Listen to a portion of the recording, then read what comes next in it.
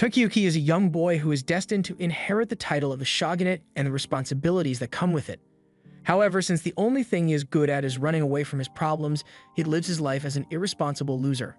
On this particular day, Tokiyuki is doing everything he can to escape his attendants so he won't have to do his training, and you may be quick, but if these guys get tricked by Tokiyuki simply ducking, they might not be cut out for watching him. Tokiyuki does his best to evade them, but eventually he is forced to practice anyway. However, while the attendants aren't looking, he slips away and climbs onto the roof for fun. The attendants frantically chase after him to stop him from getting hurt, but all the commotion is starting to annoy the officials since they are in the middle of the send-off party for Takagi. The attendants lose sight of Tokiyuki, and he takes great pleasure in hiding from them between the horses, but he ends up getting caught by Takagi. Takagi compliments Tokiyuki for being so good at hide and seek, but he reminds him that this isn't the time for games. It's about to be deployed to war, and he hopes to prove his allegiance to Tokiyuki and his family by bringing them victory. Tokiyuki responds by wishing Takagi luck on his mission, and after that, Takagi gets up to leave with his friend who seems to have resting bitch face. Once they are gone, Kyoko shows up behind Tokiyuki and tells him that he doesn't need to be so nervous around Takagi and the others since he is the heir to the shogunate, so eventually he will be the one giving them orders. And as a bonus, he will get to marry her. But Tokiyuki doesn't remember ever proposing. Just then, Tokiyuki notices that the attendants have caught up to him, so Tokiyuki dashes off so fast that he manages to kick up dust on a wooden floor. Kyoko's attendant can't believe how immature Tokiyuki is, as even though he is technically a samurai, he is nothing like Takagi, and if he ends up inheriting the shogunate, he will probably end up becoming a puppet leader that can barely finish 3 sentences on his own like his father. Kyoko doesn't see anything wrong with being a puppet ruler since he would still get to live a lavish lifestyle, and that makes him a prime candidate for her to marry since she's a certified gold digger. Meanwhile, the attendants can't find Tokiyuki since he's a master at hiding once he gets serious. In fact, he's so committed to skipping training that he once hid inside an armor chest for 2 straight days, and yes, it would have been easier to do the 2 hours of training, but he was proving a point. The attendants check the chest just to make sure he's not hiding in there again, but since they don't find him, they leave to go search elsewhere. However, they fail to notice that Tokiyuki was hanging from the roof above them, so once they are gone, Tokiyuki makes his way down and is greeted by his elder brother who offers him a snack. They both climb up onto the roof to talk for a bit, and Tokiyuki's brother tells him that their father is pretty much useless, so it's for the best if he takes over as shogunate as soon as possible. Tokiyuki asks why his brother can't do it instead since he's the eldest son, but as per customs, since he is the son of a concubine, he can't inherit the position. And besides, he doesn't want to anyway. Just then, the attendants spot Tokiyuki and try to corner him so he has nowhere to run, but Tokiyuki goes, "Hold my dog," before running down the roof and jumping all the way to the adjacent one. He then runs through the compound and out into the Kamakura village where everyone is glad to see him. Tokiyuki eventually loses his attendants again, so he makes his way through a lone cherry blossom tree where he can see the entire village. He loves the village and its people, so he doesn't care about honor or status as long as he is able to live in peace here. People can call him a lazy coward for all he cares because he's fine with it, but all of a sudden, a girl on the ground speaks up and tells Tokiyuki that he's not lazy, nor is he a coward. Those are just small aspects of the monster that lay dormant inside him, or at least, that's what her father says. Tokiyuki is confused by the girl's sudden appearance, but then this dude pops out of nowhere and starts introducing himself. He's a Shinto priest named Yorishita Suwa, and he has been sitting in this tree all day because he predicted that Tokiyuki would show up here, eventually. Suwa seems like he's a little crazy, but he turns the crazy down a bit and tells Tokiyuki that he came to pray for the village, and since he is done, he will be heading to the shogunate to make his report. The girl with him is named Shizuku, and she is good with the secret arts, so he brings her along with him as an unpaid assistant.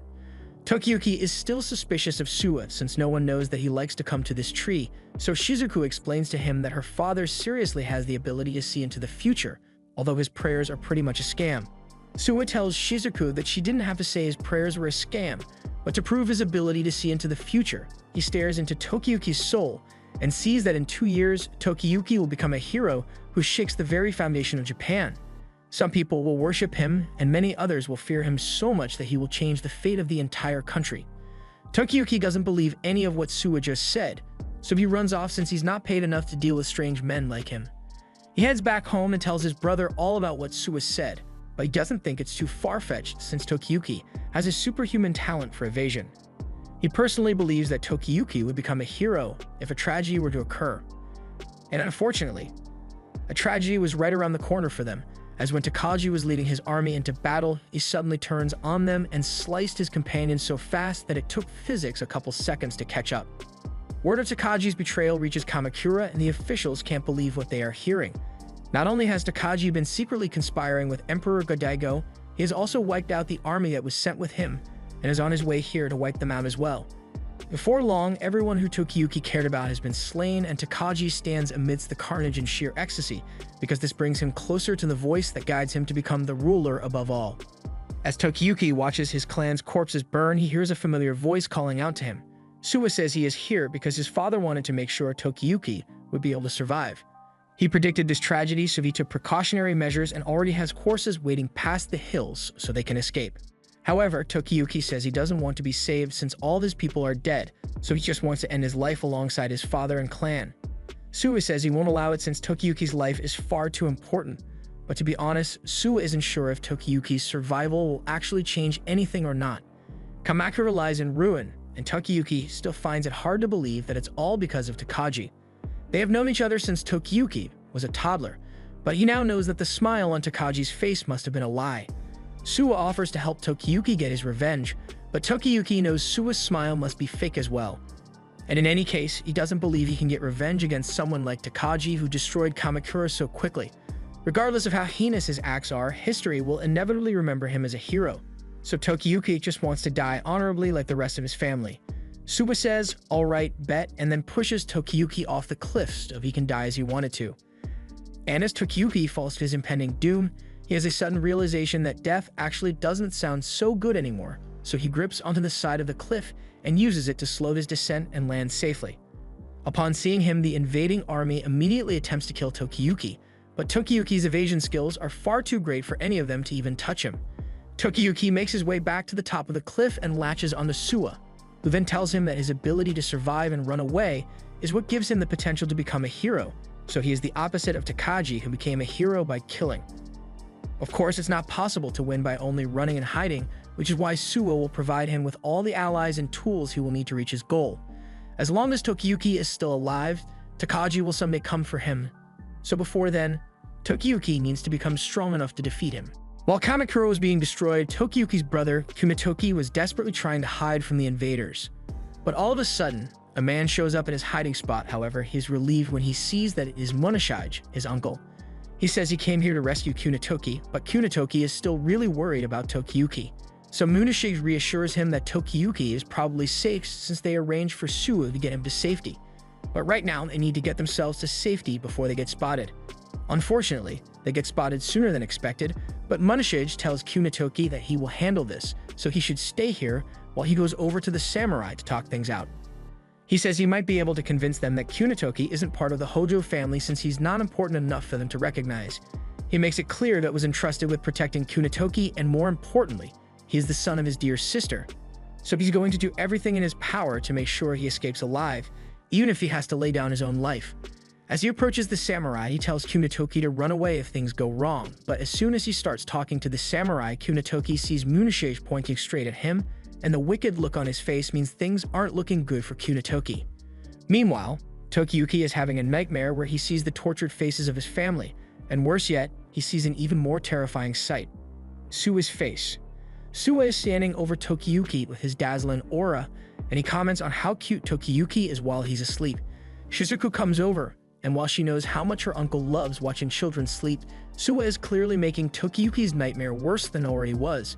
However, Suwa doesn't care and decides to give Tokiyuki a harmless kiss on the cheek, earning him a place on the FBI watch list. Tokiyuki senses some criminal activity about to take place, so when he wakes up and spots Suwa about to kiss him, he jumps out of bed and climbs all the way up to the ceiling in fear. Suwa says he expected as much from Tokiyuki and his escape skills, but when asked to explain himself for trying to kiss Tokiyuki, he responds with, "It's just a prank, bro." Tokiyuki tells him this is no time for pranks since they are still in grave danger. Suwa had said they would be able to hide out in his territory, but they've been stuck in Kamakura for a couple of days now, and they could be discovered any minute now. Suwa says the reason they haven't left yet is because the exit of Kamakura is more tightly guarded than he had thought, so they have to exercise patience until the patrols die down. Tokiyuki recognizes the banners of the patrol, but the samurai under those banners are all people who had previously sworn their allegiance to the shogunate, but ended up betraying their oath and assisting in the destruction of Kamakura, and all of it was done under the orders of Takagi. It is still difficult for him to believe that during all that time Takagi spent with him, he was plotting such traitorous plans. Shizuku tells Tokiyuki that he doesn't have to worry about their safety for now, since if the peril comes to search their hut, then they can easily fool them since their clothes make them all look like priests.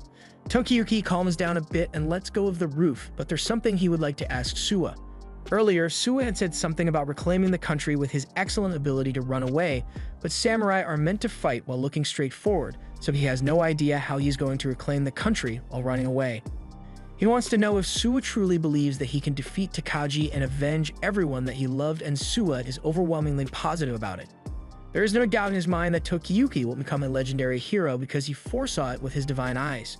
So for now, he asks Tokiyuki to please bear with him until his prophecy becomes a reality. However, until then, he suggests they play a game of dice to pass the time, but while Shizuku and Suwa are busy setting up the game, Tokiyuki runs away.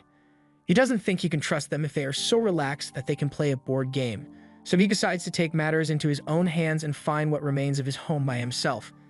As he arrives at the scorched remains of the Shogunate Palace, Tokiyuki begins looking around to see if he can find anyone alive, but that's when he hears the voices of two men complaining that all the good stuff around here had already been looted. He realizes it would be bad if he was spotted here, so he starts looking for a good place to hide. But then he hears one of the men talking about an execution that happened this morning involving Kunitoki, and he can't stop himself from yelling that they are lying. He refuses to believe that his brother is dead, but he soon realizes that he messed up, since if these guys figure out that he is the son of the former shogunate, they'll rat him out. The men start asking Tokiyuki who he is, and he doesn't know what to say in this situation, but luckily Suwa and Shizuku show up just in time to cover for him by saying he is just an apprentice at the shrine. They say the shogunate had shown favor to them, and this boy happened to be really close with Kunitoki, which is why he thinks of him as a brother. Tokiyuki goes along with the story and asks the men if they can let him know what happened to Kunitoki, so they tell him that after the destruction of Kamakura, Kunitoki was entrusted to his uncle, Munashige, to get him to safety, but without a second thought, the man sold his own nephew out the first chance he got, all in hopes of securing a position of power for himself, and he seemed awfully proud about it too. After Kunitoki was captured, since he was a member of the Hojo clan, he was sentenced to death by beheading and was executed this morning. Upon hearing this news, Tokiyuki feels sick to his stomach and keeps muttering the words betrayal to himself. He can't make sense of why the Ashikage family who had served them for generations would betray them, why their samurai retainers who had been faithful for years suddenly turned their back on them, and now even his uncle has betrayed them. It seems there's no one in the world whom Tokiyuki can trust, and despair is starting to get to him, but he gets distracted by the blinding light of Suwa's aura. He tells Tokiyuki that he can see a part of Munashige's future, even if it's really low resolution. In his vision, Munashige is surrounded by a lot of enemy soldiers, but he is well protected. Tokiyuki asks to know where his uncle is right now, so since he is so curious, Suwa agrees to show him. It turns out that he didn't end up getting the position of power he was hoping for, since he basically ended up being reduced to a mere beggar. Munashige complains that he didn't get much of a reward for ratting Kunitoki out, but that may be because Kunitoki was an illegitimate child, so Munashige assumes that he will get treated a lot better if he managed to capture the legitimate child of the shogunate, so he has already begun making plans to capture Tokiyuki and sell him out to the Nida army. At least now, Tokiyuki knows what his first enemy looks like, and that the first step in Suwa's plan win by running away. He says he will explain the next step once they get back to the hideout, but Tokiyuki isn't feeling too confident about the situation, especially considering the fact that he neglected his martial arts training so much, but Suwa assures him that there's no need to worry about it, as he has some allies on their way who will be able to help Tokiyuki. However, these same allies are busy playing Suwa's version of Monopoly, so Tokiyuki can't help but doubt how helpful they will be. After everyone is done with the game, the two allies finally introduce themselves to Tokiyuki, and say their names are Kojiro and Ayako. They are the children of the Nezu and Mochizuki families respectively, and both families serve the Suwa family, which by extension means they serve the Hojo family that Tokiyuki belongs to as well. Although both of them are the same age as Tokiyuki, they excel at martial arts, so Suwa encourages Tokiyuki to rely on them to help him get his revenge. A while later, Shizuku asks Kojiro and Ayako what they think of Tokiyuki, and Ayako says she thinks he is really cute, but Kojiro thinks he is pretty weak, so he finds it strange that Suwa asked them to help Tokiyuki. But since Tokiyuki can't fight for himself, they'll just have to protect him then. As night falls, Suwa tells Tokiyuki that it is time to face the demon that's after them, so he hands him a katana to use in battle. At the same time, Shizuku realizes that Munashige is in his way, so everyone gets into position and waits for his arrival. As Munashige shows up, he begins acting like he has been worried about Tokiyuki, and Tokiyuki plays along with it to lure him in for a sneak attack. Munashige asks if Tokiyuki is alone and says they should run away together for Tokiyuki's safety, but now that he is within range, Tokiyuki gives the signal for Kojiro and Ayako to attack. Unfortunately, there was enough time for Munashige to pull out his sword and block their attack, and he now realizes that Tokiyuki planned this ambush to avenge his brother. He didn't expect Tokiyuki to be smart enough to pull something like this off, but there's one thing their plan failed to account for. The reason Kunitoki was entrusted to him wasn't just because he was his uncle, he was appointed as his guard because he is strong. All he needs to do now is kill 2 random brats and chop off Tokiyuki's legs so it can't run away anymore, and once he has done that, he will be able to live the good life. Tokiyuki draws his sword to defend himself, but Munashige is much stronger than him, so he ends up getting blown back. Munashige mocks Tokiyuki for being too weak to avenge his brother by himself, but as he is charging at him, Kojiro jumps in to defend Tokiyuki. However, he too is inferior to Munashige's power. Ayako jumps in next, and she holds her ground for a couple of seconds at first, but then she gets overpowered and flung away. Even with the combined strength of Ayako and Kojiro, they are still gravely outmatched since none of them have got puberty yet, but they are up against a grown man.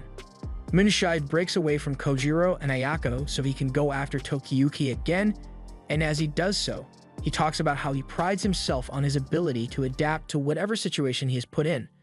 He would gladly murder a child if it was for his survival, just like he did with Kunitoki. He pushed him to the ground and mercilessly beat him till he was half dead so he could sell him out for his freedom, but now he is after Tokiyuki, so he can gain some amount of favor with the Nida army.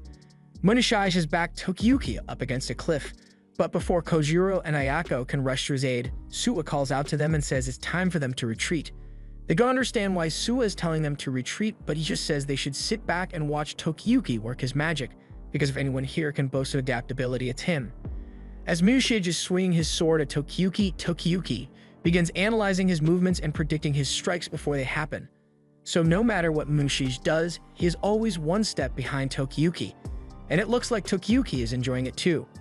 The way he dodges isn't something that can be learned through training, as it's more like a heaven-sent gift.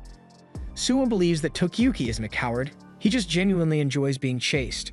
In a situation like this, one mistake could mean instant death, but Tokiyuki's very soul finds joy in such a crisis. During the times when Kamakura was peaceful, Tokiyuki would spend his time dodging his responsibilities, but on the battlefield he becomes an untouchable monster, thriving on near-death evasions. Suwa asks the others if they are interested in serving a master like Tokiyuki now, and Kojiro's opinion has changed for the better. Although, Ayako still just wants to be his friend. They get ready to rejoin the fight, but as they go, Suwa advises them not to waste their effort protecting Tokiyuki. They should just trust that he will be able to evade all danger, but Tokiyuki's attacks are still very weak, so they'll have to make up for that. Munashige is starting to lose his composure since he can't land a hit on Tokiyuki, and that leaves him open for the others to attack. He ends up getting disarmed, but he uses some dirt as a distraction to get away from them. Since they don't need to protect Tokiyuki, they focus their efforts solely on creating an opening for him to strike. So while Munashige is charging at Tokiyuki, Ayako comes up behind him and kicks him to the ground. Munashige then switches targets and tries to use his sword to finish her off, but before Ayako gets slashed, Kojiro disarms Munashige by throwing his sword and knocking him to the ground. And now that Munashige has been disarmed and disoriented, Tokiyuki leaps into the air to deliver the final blow. Munashige's life alone will not be enough to avenge Kunitoki and all the others who were killed in Kamakura, but it's a good start on his quest for revenge. After that, the group makes their way through the forest to get out of Kamakura, and along the way Suwa asks Tokiyuki how it feels now that he's had his first victorious battle. Tokiyuki doesn't really know how to feel about it since he was just focused on running away, and before he knew it, he had already claimed Munashige's head. He knows he couldn't have done it alone, so he faces the others and sincerely thanks them for their help. Suwa takes the opportunity to remind Tokiyuki that he needs 2 things in order to win a war by running away. First, he needs to be a valuable leader to his team, thereby making him a top priority to the enemy, and the second condition is to have allies that can act as his weapon. To fulfill these 2 conditions, Tokiyuki must maintain his pride as a Hojo orphan and become someone that people are drawn to. If he can do those 2 things, and Suwa genuinely believes that Tokiyuki will be able to defeat any demon that comes his way. Tokiyuki says he understands and walks to the edge of the cliff, where he swears that he will someday return to Kamakura to reclaim it from Takagi. He then throws his sword into the forest, and Suwa thinks is a very touching display of commitment, but he recalls seeing a vision that something terrible would happen if Tokiyuki threw his sword from the top of that cliff. Just then, a wolf emerges from the forest with Tokiyuki's sword stabbed in its back, and it's pretty pissed at him, so Tokiyuki makes a run for the hills in record time. They manage to successfully escape Kamakura together, and Tokiyuki begins his journey to becoming the greatest hero in Japan. But once they're in Suwa's territory, Tokiyuki is pushed to his wits' end with Suwa. Shortly after arriving, Tokiyuki became overwhelmed by the sheer number of maidens Suwa had assigned to him. But Suwa innocently says he just asked them to look after Tokiyuki, make him breakfast, and give him some special physical contact to make him feel better. But it was too much for Tokiyuki to handle, so he tried to run away. However, his attempts to flee led him to fall into this random hole, and it's because Suwa foresaw the future, where Tokiyuki would be running away from the girls along this road, so he dug a hole ahead of time to trap him. Tokiyuki still doesn't believe that Suwa can really see into the future, but Suwa says that since this place is full of holy energy, his divine visions get a huge boost, meaning no matter how hard Tokiyuki tries to run or hide, Suwa will know exactly where he is. After all, this is his expanded domain, the Suwa Grand Shrine. And now that he has explained things, it's time for Tokiyuki to begin his training arc. Tokiyuki still hates training, so he tries to make an excuse that he is still getting used to his new life here. But Suwa doesn't care, so Tokiyuki tries running away. Unfortunately, within Suwa's domain, all escape attempts are nullified by Suwa's foresight. Suwa gloats to Tokiyuki over him falling for another one of his traps, but Tokiyuki just wants to be let out, so Shizuku comes over and brings him a ladder. She apologizes for her father's behavior, as she knows all too well how annoying he can be, but she assures Tokiyuki that Suwa is harmless most of the time. As Tokiyuki climbs out of the hole, he thinks about how he should feel grateful to Suwa for saving his life, but he finds it hard to believe that Suwa actually knows what he is doing. Suwa's shrine is relatively small as well compared to the others, so he doubts Suwa actually has the means to help him reclaim Kamakura and defeat Takagi when the time comes, so he sees no point in practicing. Several days later, Suwa still hasn't gotten Tokiyuki to take his practice seriously, and everyone has gotten tired of digging holes to catch him, so they start complaining that Tokiyuki behaves like a spoiled brat. Suwa corrects them and says that Tokiyuki is actually an earnest person at heart, but he was raised to be a puppet ruler, so he has never had any real reason to put effort into improving himself. And the fault for his current behavior partially lies with Suwa, since he is just now realizing that he hasn't done anything to show Tokiyuki that he has the power to help him reclaim Kamakura. On this particular day, Tokiyuki has run into the forest since no one would expect him to leave on a rainy day, but it turns out he was wrong about that as Suwa shows up right behind him moments later. He already knows what Suwa is going to ask him to do, so he tells him that he doesn't see the reason why he should bother learning things like strategies of war when all he is going to be doing is running away on the battlefield even if Suwa's army is getting slain. Suwa promises Tokiyuki that there is no way that he can lose because he is a true god, and to prove it to him, he says he will stop the rain. Tokiyuki still doesn't believe anything Suwa is saying, but as Suwa rings his bell in the rain, it looks like he wasn't lying because all the raindrops stop midair and converge around Suwa before disappearing entirely. After that, Suwa calls on his soldiers with Spartan energy, showing Tokiyuki that he has an army of soldiers 10,000 strong who are ready to assemble at any moment. If Tokiyuki were to gain the qualities of a hero, that would mean there is an alliance between a hero and a god, and many more soldiers are sure to join their cause at that point. Having demonstrated his power, Suwa asks Tokiyuki what he plans to do now, and Tokiyuki reluctantly says he is willing to go back to his desk and start studying. He has decided to trust Suwa since he now believes he can become a hero with his help. However, as soon as Tokiyuki has said these words, Suwa tells everyone that they are free to go home now. Tokiyuki can't believe what he's seeing and asks Suwa where all that Spartan energy went, but Suwa just says his people can't be so energetic all the time. He then changes the topic and tells Tokiyuki that it's time to go study, whether he likes it or not. But as he is driving him off, he accidentally falls for one of his own traps. A while later, Tokiyuki has started getting used to life in Suwa's domain, so Suwa tells him it's time for him to acquire some retainers. A retainer is a vassal who forms a master-servant relationship with their lord and risks their life fighting for him. A ruler is nothing without his retainers, but since Tokiyuki tragically lost all of his family members and retainers, he has to start from nothing, so Suwa will introduce the candidates once more. First is Kojiro, the greatest swordsman of Tokiyuki's generation, and with his skill, he would be perfect for leading as Tokiyuki's military commander. Next is Ayaka with her unrivaled strength and artistic talent, plus even when in battle she remains as cheery as ever. Finally, we have Shizuku, who is attentive and well-versed in several secret arts, so as a servant, she would be great at taking care of the general affairs at home. All three of them may be as young as Tokiyuki, but Suwa assures him that they are people that he can count on. However, Tokiyuki still needs to get to know them and demonstrate that he is capable of making good use of their skills. If the four of them live together, then eventually, Tokiyuki will have a tight-knit relationship with them, and from there, he can recruit more talented individuals as they come across them. This is what Suwa likes to call the beginning of a hero's journey, but none of the others care about his reference. After Suwa has stopped talking, Kojiro asks Tokiyuki if he needs them to do something since they are happy to help him in any way possible. Tokiyuki is glad to hear they want to help him, but he doesn't really know what to have them do, so he ultimately asks to have fun with them by playing tag. However, Kojiro instantly refuses to do it. They've all seen Tokiyuki run, so a game of tag would be nothing but torture for them, but since Tokiyuki wants to have fun, Kojiro suggests that they all sneak into the homes of some of the samurai who betrayed Tokiyuki and take a fat dump on their doorstep. Ayako says she just wants to do push-ups, and Shizuku says she wants to stuff marbles down an anthill. They all have their own unique/disturbing ideas of fun, so Tokiyuki has no idea what to do until Ayako suggests they go hunting as a group. It's fun, it counts as training, and it doesn't involve pooping in anyone's home either, so Tokiyuki is fine with it. But he asks if Shizuku is allowed to go hunting since she's part of the shrine. Fortunately, she says it's not a problem since the god of the shrine is a god of hunting, so unlike other shrines, they hunt and eat meat a lot. After they leave, an attendant heads over to Suwa, while he's grilling some meat to inform him that Tokiyuki and the others have all gone out on a hunting trip. But he already saw that in a vision, as well as the trouble they will face in the forest, but it will be good character development, so he won't interfere. Meanwhile, out in the forest, the group is working together to hunt with Shizuku scaring the rabbit and Tokiyuki being tasked with shooting it, but he sucks at aiming, so he missed a clear shot at the rabbit.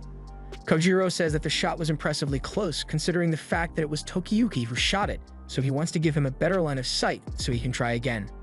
He chops away at the tree branches effortlessly, and once there's a clear line of sight, he tells Tokiyuki to give it another shot, but before he can do so, Ayako frickin' chucks a boulder at the rabbit, and Tokiyuki is horrified by the power she possesses. But this isn't the first time Kojiro has seen Ayako turn a rabbit into a red splat on the ground. However, this time she missed the target, so the rabbit lives to see another day. But that life doesn't last long as it gets chomped by a huge boar.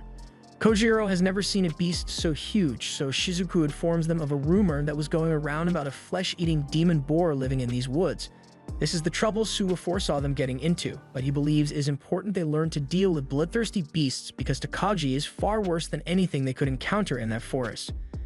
As the demon spots the group, it charges straight at Tokiyuki, so Ayako pulls him to safety while Kojiro fires a shot at it, but the demon's hide is too thick to pierce with his arrows, so he calls for everyone to retreat to high ground. Kojiro doesn't think they can defeat the demon with just the two of them, so he suggests they run away back to the shrine, but Shizuku interrupts and says she thinks they can win this battle. She's conveniently saying this from the safety of a treetop, but she suggests that the others leave Tokiyuki to evade the demon while he leads towards that tree over there. And that's where Kojiro and Ayako will be waiting to take it out. Everyone is on board with the idea, aside from Tokiyuki, who's being used as bait. However, he doesn't have time to protest since the demon has already circled back and is coming after him again. He can't believe his retainers would actively put him in danger, but it's hard to argue with the plan's effectiveness when Tokiyuki is evading the demon so well. While he's leading the demon to the designated spot, Kojiro and Ayako prepare their means of attack, which involves shattering a piece of obsidian at the edge of the cliff, and once the preparations are ready, Tokiyuki asks them what he's supposed to do with the demon. Kojiro fires an arrow at it to face to get it to charge at them instead. As the demon is headed straight for them, they jump out of the way and bait it to ram into the tree and go flying off the side of the cliff, straight onto the obsidian spike. With that, the demon was defeated, and it was honestly a lot easier than Tokiyuki had expected. Once they saw that a bow wouldn't work, they all worked with each other's strengths to take down the demon, but even though it attacked them first, Shizuku still feels bad for it since it was likely a beast from ancient times, and if it had others of its kind around, then maybe it wouldn't have succumbed to evil. After their successful hunt, the team goes to the hot spring to cool off, and Kojiro suggests that the team should meet up here for strategy meetings from now on. Speaking of which, they need to decide on a name for their team, so they start coming up with a bunch of terrible names like the Sweet Tooth Travelers, which Tokiyuki immediately rejects. Their terrible naming sense aside, Tokiyuki is glad to have people like them around since they treat him like a friend to cheer him up, but they also treat him as their lord. Eventually, Ayako comes up with a name that doesn't suck, so from now on they will be known as the Elusive Warriors. After their bath, they all head back to the beast to cook it for dinner, but by the time they get there, Suwa has already completely devoured it somehow. Kojiro yells at Suwa for eating the whole catch, but he tries to justify it by saying the beast had succumbed to evil, so he was just purifying it with his divine stomach, but they aren't falling for his excuse though. Meanwhile, it looks like there's another person who can see visions of the future, and he knows Suwa is plotting something, so he's not going to let him get away with it. And at the same time, Takagi is currently to meet with Emperor Godaigo, and the Emperor is greatly pleased with him for destroying Kamakura in such a thorough manner, so he offers to let Takagi have any position he wants in the imperial court. Takagi says he is grateful for the offer, but he is a warrior at heart, so political power isn't his thing. However, the retainers behind him would be more than happy to take positions in the imperial court, and you can already tell from their faces that they are definitely not going to abuse their power. Everyone in the Emperor's palace thinks highly of Takagi since he was the sole reason the Emperor is now in power, so from their perspective, he's a god-sent hero.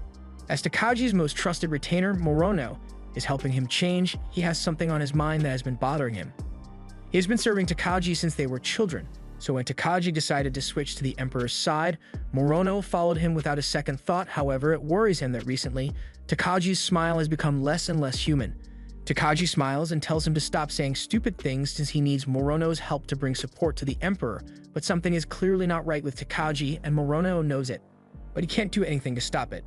While on a hunting trip, one of Takagi's retainers shoots down a boar, and while Takagi is inspecting it, the retainer thanks him for the recommendation Takagi gave as it allowed him to be appointed as a governor.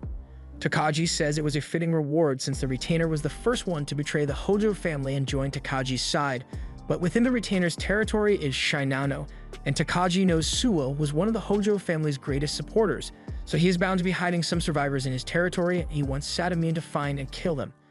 Sadamune says he is up to the task, as his eyes are the best in the land, so he's sure to spot any Hojo survivors. Meanwhile, Tokiyuki is finally training to use a sword, but he still sucks at it, and the others can barely believe that he can't cut a straw bundle. Suwa explains that Tokiyuki's muscles are so used to escaping that even when he is on the offensive, he is still instinctively pulling away. Kojiro tells Tokiyuki that he needs to put his back into it and train diligently, but Suwa says that's a bad idea since if Tokiyuki trains too much, his running away muscles will turn to attack muscles and then you'll have a mediocre swordsman with mediocre evasion skills. They move on from sword practice and test out Tokiyuki's archery, and surprisingly, he has great aim. Tokiyuki reveals that his father liked watching archery practice a lot, so he often took practice seriously and got pretty good at it. Since Tokiyuki shows promise with his archery abilities, Suwa decides that they'll put all their efforts into maximizing his archery skills. After all, soldiers would end up losing morale if all their commander did was run away, so Tokiyuki needs to learn a way to attack while he's running away.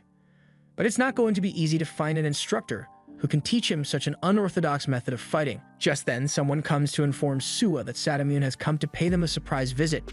Tokiyuki has never heard of Sadamune before, so they assume he must have been someone without much social standing, but just to be safe, Suwa asks Tokiyuki and the others to all go and hide in the shed for now.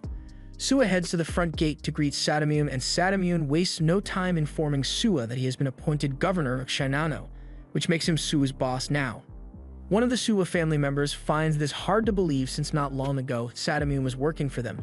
But things change, and as the shogunate was falling, Sadamune made the wise decision to switch to Emperor Godaigo's side, and that earned him a favor.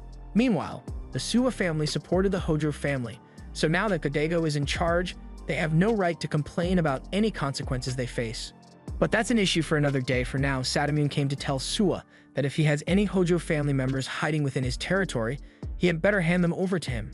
Suwa denies hiding anyone. In fact, he denies ever having seen any Hojo family members. Sadamune doesn't believe him, so he uses his superhuman vision to spot every suspicious-looking person in the area. He sees two soldiers in the distance watching from behind a tree. He sees a man clutching a knife in his jacket, and he sees a bunch of children hiding in a cabin. He doesn't know which one of them is the Hojo survivor, but they all look pretty suspicious to him, so sooner or later he will find out who it is and catch them. That's all he wanted to say, so Sadamune turns to leave, but before he does, he has to abuse his power at least once, so he takes a shot at one of the Shrine Maidens and cuts her ear just for the sake of it. Later that night, Shizuku informs everyone that the Shrine Maidens who got shot is okay, and her ear should be able to heal soon enough. Sadamune is an expert archer, and thanks to his superhuman vision and observational skill, he has a major edge when compared to other archers. It seems like they've got a really troublesome person as their governor, and Kojiro especially doesn't like him for doing something as dirty as aiming at a simple shrine maiden. He asks Tokiyuki what he thinks about the situation, but while Tokiyuki agrees that Sadamune is a bug-eyed creep, he has to admit that Sadamune's archery was beautiful. Suwa understands that Tokiyuki recognizes talent in spite of a person's character, and that attitude will surely be useful to him once he becomes a general, but more importantly, Suwa has just found the perfect instructor for Tokiyuki. He then tells Tokiyuki that he's going to have to play a game of hide and seek with Sadamune to further his training. Sadamune has two goals right now, and those are to find Tokiyuki and to weaken the influence of the Suwa family by doing so. Meanwhile, Tokiyuki will also have two goals to accomplish. He needs to stay hidden from Sadamune, whether it be by concealing his presence or by hiding his identity, while also absorbing knowledge about Sadamune's archery technique. Sadamune is bound to abuse his newfound power as governor every chance he gets, so there will be plenty of opportunities to learn from him. Tokiyuki finds the idea exciting, so a plan is put in motion to lure Sadamune back to the shrine, and it doesn't take long either, as the moment Sadamune learns that there is a dog shooting competition being held in Suwa's shrine, he plans to crash the party in an attempt to provoke while searching for the Hojo survivor. On the day of the competition, everyone is having a good time except Kojiro, who couldn't manage to shoot a single dog. Tokiyuki is up next, so Shizuki wishes him good luck, but Suwa reminds her that she can't use Tokiyuki's real name right now since it could lead to Sadamune realizing who he is. Instead, Suwa tells her to use an alias when referring to Tokiyuki, so she starts blushing and asks if she can call Tokiyuki Big Brother from now on. There's an awkward silence after that, so Shizuku runs away and Tokiyuki has no idea what just happened, but he doesn't have time to think about it as moments later, Kojiro comes running over to tell Tokiyuki that Sadamune has shown up. He just arrived unannounced and says he wants to participate, and of course, Suwa has no right to refuse his wishes since he is the governor. Sadamune is allowed to participate, so he is informed of the rules of the game, being that each contestant is only allowed to have 5 non-lethal arrows, and scoring will be done based on the spot the arrow strikes, and the posture used to fire the arrow. He begins his round, so the dogs are released and Sadamune begins firing at them with pristine accuracy. Tokiyuki is majorly impressed by Sadamune's flawless technique and aim, but Suwa is over in the corner in fear. However, it's not because of Sadamune, it's because he just looked into the future and saw that firing arrows at dogs is considered animal abuse in the 2000s, so he's trying to rationalize the fact that he may get cancelled for holding the competition, even if the arrows are non-lethal. After Sadamune is done taking his shots, he asks the arbiter what his current position is, and unsurprisingly, he is informed that he is now in first place. Sadamune mocks the people of Suwa's territory for being bested by a surprise contestant, but the people defiantly tell him that there are still many strong archers here that could beat him. But Sadamune doesn't seem convinced, so he wants to make a bet with Suwa. He will have a one-on-one match with any archer in Suwa's territory, and if he wins, then Sadamune will be allowed to search the homes of every person whom he deems to be suspicious, with no repercussions no matter what crimes he commits in the process. Kojiro is enraged that Sadamune would propose such an unfair bet, but Suwa says they can oppose him too carelessly since he was appointed by the Emperor as governor. However, if he makes his intentions clear with a bet, it makes things easier for Suwa. Suwa accepts Sadamune's bet, but by the conditions Sadamune set, if Suwa's side wins, then Sadamune will not be allowed, nor will he have any authority to search their territory anymore. Sadamune is laughing to himself over how stupid Suwa was to accept the bet since there's no way anyone here could ever beat him. And after he has won, if he ends up finding the Hojo survivor, then he will have good reason to label Suwa as a criminal and have him executed. And from there, he can do whatever he wants with Suwa's territory. Since they've agreed on the bet, Sadamune asks which strong warrior he will be facing. Suwa says they don't need a strong warrior to defeat the likes of Sadamune, which is why he's sending out a child instead. Both Sadamune and Tokiyuki are shocked by Suwa's choice, but Suwa introduces Tokiyuki as Chojumaru and says he is the least competent person they have, so it should be fair to Sadamune if he completes. Sadamune is fuming at this point, but Suwa goes on to say it would be boring to handle things the normal way, which is why he suggests that the contestants be allowed to shoot at each other as well. Of course, Sadamune is free to refuse if he wants, but only if he's fine with being known as a bitch that is. The others try to get Suwa to stop provoking Sadamune since Tokiyuki's combat prowess is nowhere near good enough to back up Suwa's claims.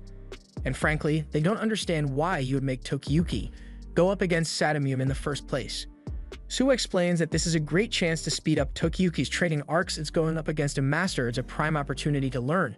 And Suwa has already seen a vision of the future, which says if Tokiyuki goes through with the contest, then a bright future full of growth awaits him, and more importantly, after the battle, he is guaranteed to learn a cool new skill. Although Tokiyuki still doesn't seem convinced, Suma breaks it down and asks Tokiyuki what choices he wants to make. As a general of Hojo, he can choose the dangerous option and grow as a fighter, or he can run away and avoid his problems altogether. When Suma puts it like that, there's only one clear answer Tokiyuki can give. He has already decided that he will kill Takagi in the future, and if he wants to accomplish that, he can't run away from a challenge like this. Tokiyuki gets on his horse to await the starting whistle, and as the competition begins, Sadamune has the option of just going after the dogs for a safe win, but he felt insulted by the fact that he was challenged by a kid, so he decides to shoot at Tokiyuki. Instead, however, as he raises his bow to aim, Tokiyuki has already fired a shot at him. And while Sadamune managed to dodge it, he is incredibly pissed now. This was part of a plan Tokiyuki discussed with Suwa ahead of time, and the first shot didn't necessarily need to hit Sadamune, it just needed to make him angry enough to focus all his attention on Tokiyuki, no matter what. Once Sadamune's attention is gotten, he will focus all his efforts on striking Tokiyuki with his arrows, so Tokiyuki just needs to dodge. Sadamune doesn't fire rapidly, so Tokiyuki has some time to earn himself some points, and to help with this, Suwa informs Tokiyuki about the red dog, which was trained to be an easy target. Tokiyuki misses the first time, but he manages to hit the dog on his second attempt and earns 1 point. From here, Tokiyuki just needs to make sure Sadamune doesn't earn any points. Eventually, Sadamune is down to his last arrow, and it is at this point that he will probably start aiming for the dogs again to make sure he doesn't lose. And while he is aiming, that's the moment when Tokiyuki should strike. However, while that was the plan, Sadamune defied Suwa's expectations by continuing to target Tokiyuki from his blind spot. And the second he saw an opening in Tokiyuki's defenses, he fires his last arrow and strikes him in the head, earning Sadamune 5 points. He is now in the lead by a wide margin, so he is confident that he will win as long as he stops Tokiyuki from making any good shots from now on. Tokiyuki takes a moment to inspect the wound on his head, and he realizes that if this were a real arrow, that he would have already been dead, and the odds of competition are stacked against him at this point. But rather than scaring him into giving up, the thought of his life hanging by a wire only excites him more. Tokiyuki tries to aim for a dog to earn some more points, but Sadamune keeps using his horse to knock Tokiyuki off balance and prevent him from aiming. The people are starting to believe there is no way for Tokiyuki to win, but Suwa's light begins shining as he yells out that Tokiyuki must combine his evading and shooting abilities if he wants to be able to beat Sadamune. It was a simple statement, but it made all the difference for Tokiyuki, because it's also clear to him now. When he evades, he can keep track of everything around him, so he knows that if he aims at a dog now, Sadamune will ram into him from his blind spot without a doubt. And it's impossible for Tokiyuki to hit a small moving target while evading Sadamune at the same time, but there's still one target that's big enough for him to shoot at in a split second. Tokiyuki takes an arrow and begins aiming at a dog to bait Sadamune into approaching him, and once Sadamune is within range, he turns around to aim at him instead. However, his position makes it difficult for Tokiyuki to line up the shot. Sadamune believes there's no way Tokiyuki can twist his body enough to get a good shot while he's mounted on his horse. But there's a simple solution for Tokiyuki. He just dismounts the horse and takes the shot at Sadamune's neck, knocking him off his horse and earning Tokiyuki 2 points. Suwa points out that a backward shot like that is only possible thanks to Tokiyuki's keen sense of balance and agile marksmanship. The others are really impressed with Tokiyuki, and it is officially decided that Tokiyuki's special move will be delivering back shots. And Suwa finds it funny, since he saw into a future where back shots mean something very different. Tokiyuki now only has 1 arrow left to fire, and Sadamune has fallen off his horse, so he is an easy target right now. However, since the score is still 3-5, Sadamune can still win if he prevents Tokiyuki from hitting a vital point with his arrow. He covers his head and throat in preparation for Tokiyuki's next shot, but as he approaches, Tokiyuki doesn't fire his arrow, instead jumping over Sadamune to deliver a signature back shot. Technically, it's called the Parthian shot and was popularized by the Parthians, who used this technique to defeat Rome on horseback. However, we'll call Tokiyuki's version a back shot. That last shot earned Tokiyuki 3 points, so he now has 6 points and has defeated Sadamune against all odds. Now that Tokiyuki has won, Suwa reminds Sadamune of the bet he agreed to, meaning from now on, he can no longer meddle in the affairs of the Suwa Shrine.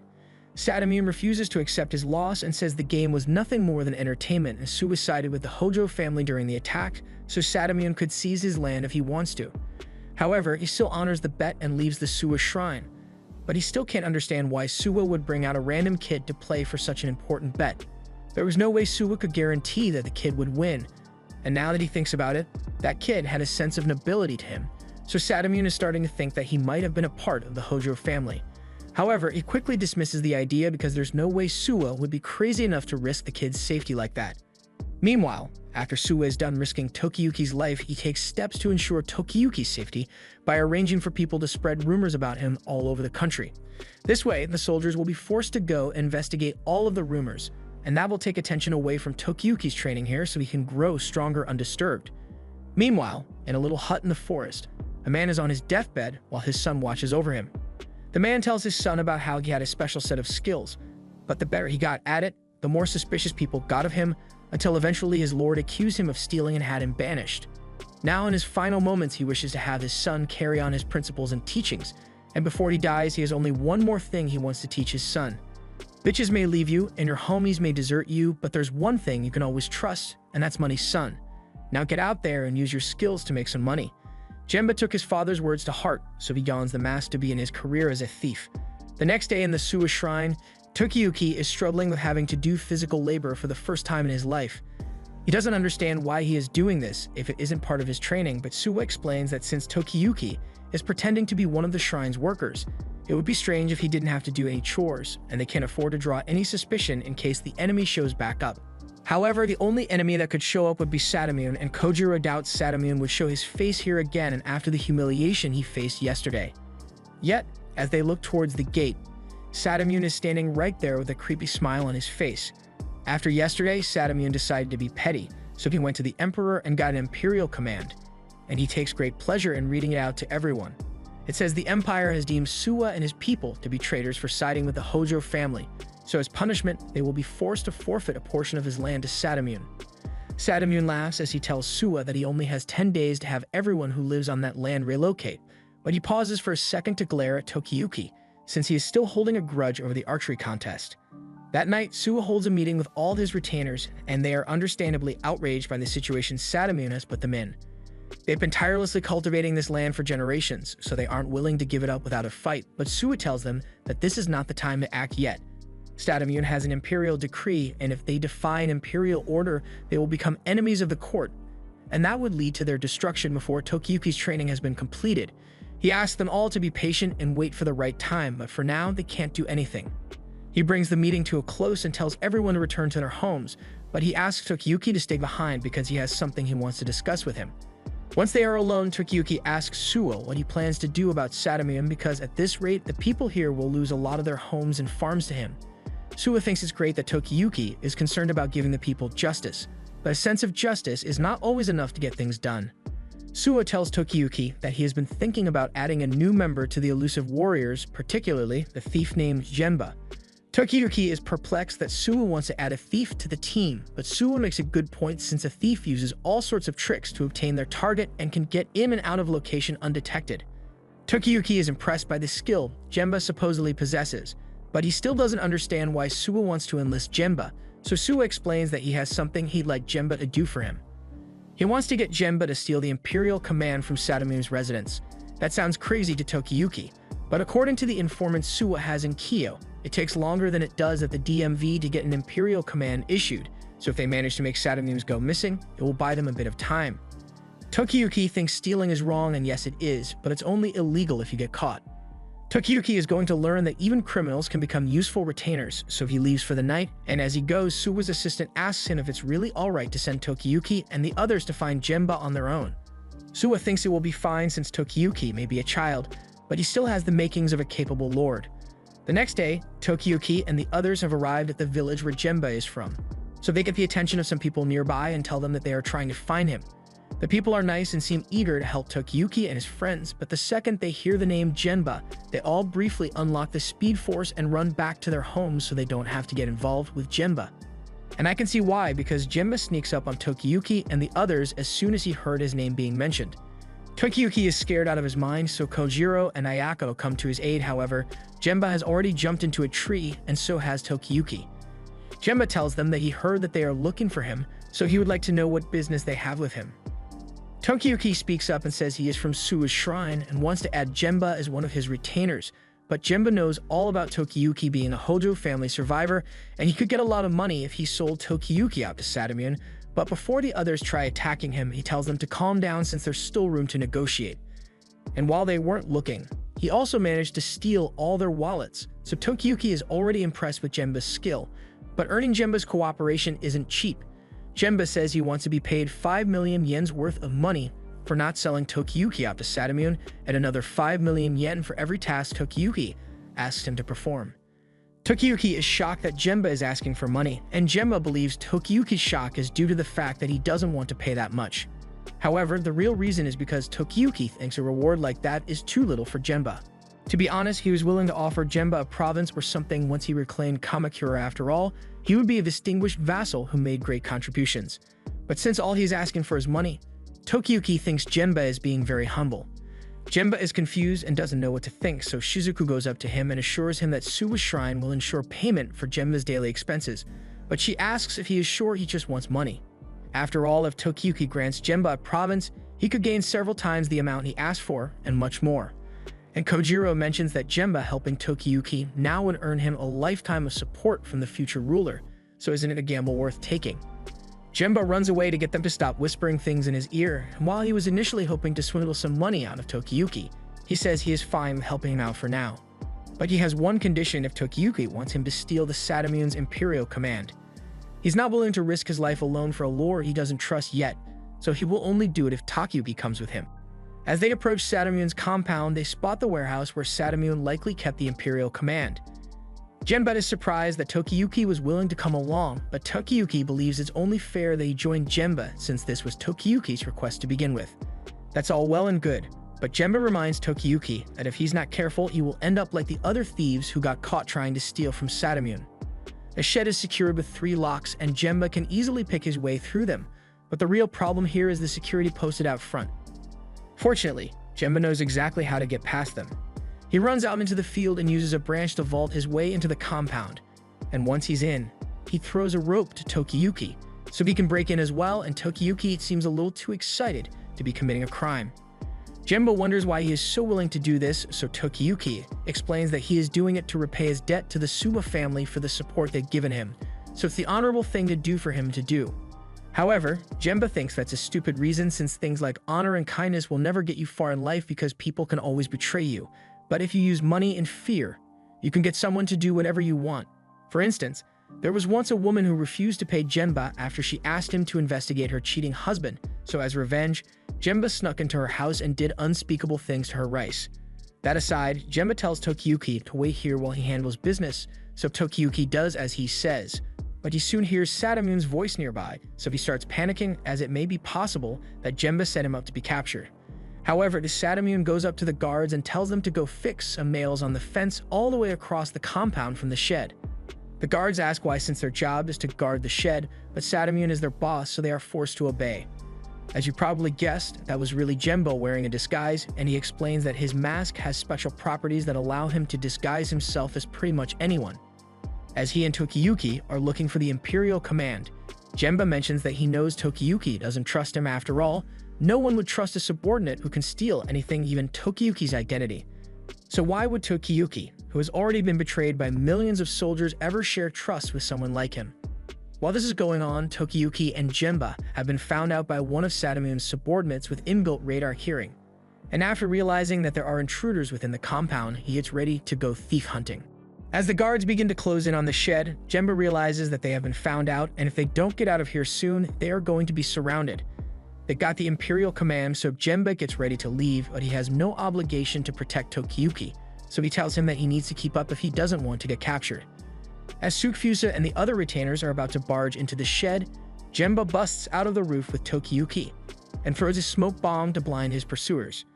Normally this would have been a foolproof way to escape since none of the guards can tell where Tokiyuki or Genba are. However, Sakafusa is able to hear them perfectly, so he takes a bow and pinpoints their location as they were trying to scale the fence. He fires an arrow straight at Tokiyuki, but since he isn't Sadamun, he sucks at archery and misses his target. Thanks to Tsukfusa's blunder, Tokiyuki and Genba manage to make it over the fence, and once they do, they give Kojiro and Ayako the signal to ride away as a detection. The guards see the horses ride off in the distance and they all begin to chase after them, but Sakafusa waits behind because he notices something no one else was able to realize. He heard the sound of two children climbing the fence, and then he heard the sound of horses running away, but there was never any sound of the two thieves on foot. This leads him to the conclusion that the thieves must be hiding somewhere close by while holding their breath. He doesn't know exactly where they are since they aren't making any sound, but the second they slip up, he will be able to pinpoint their location and cut them down. Genba is starting to feel the pressure now, and he is incredibly frustrated that Tsukfusa is here because all his stealth techniques rely on illusions and shadows, and those won't work on Tsukfusa.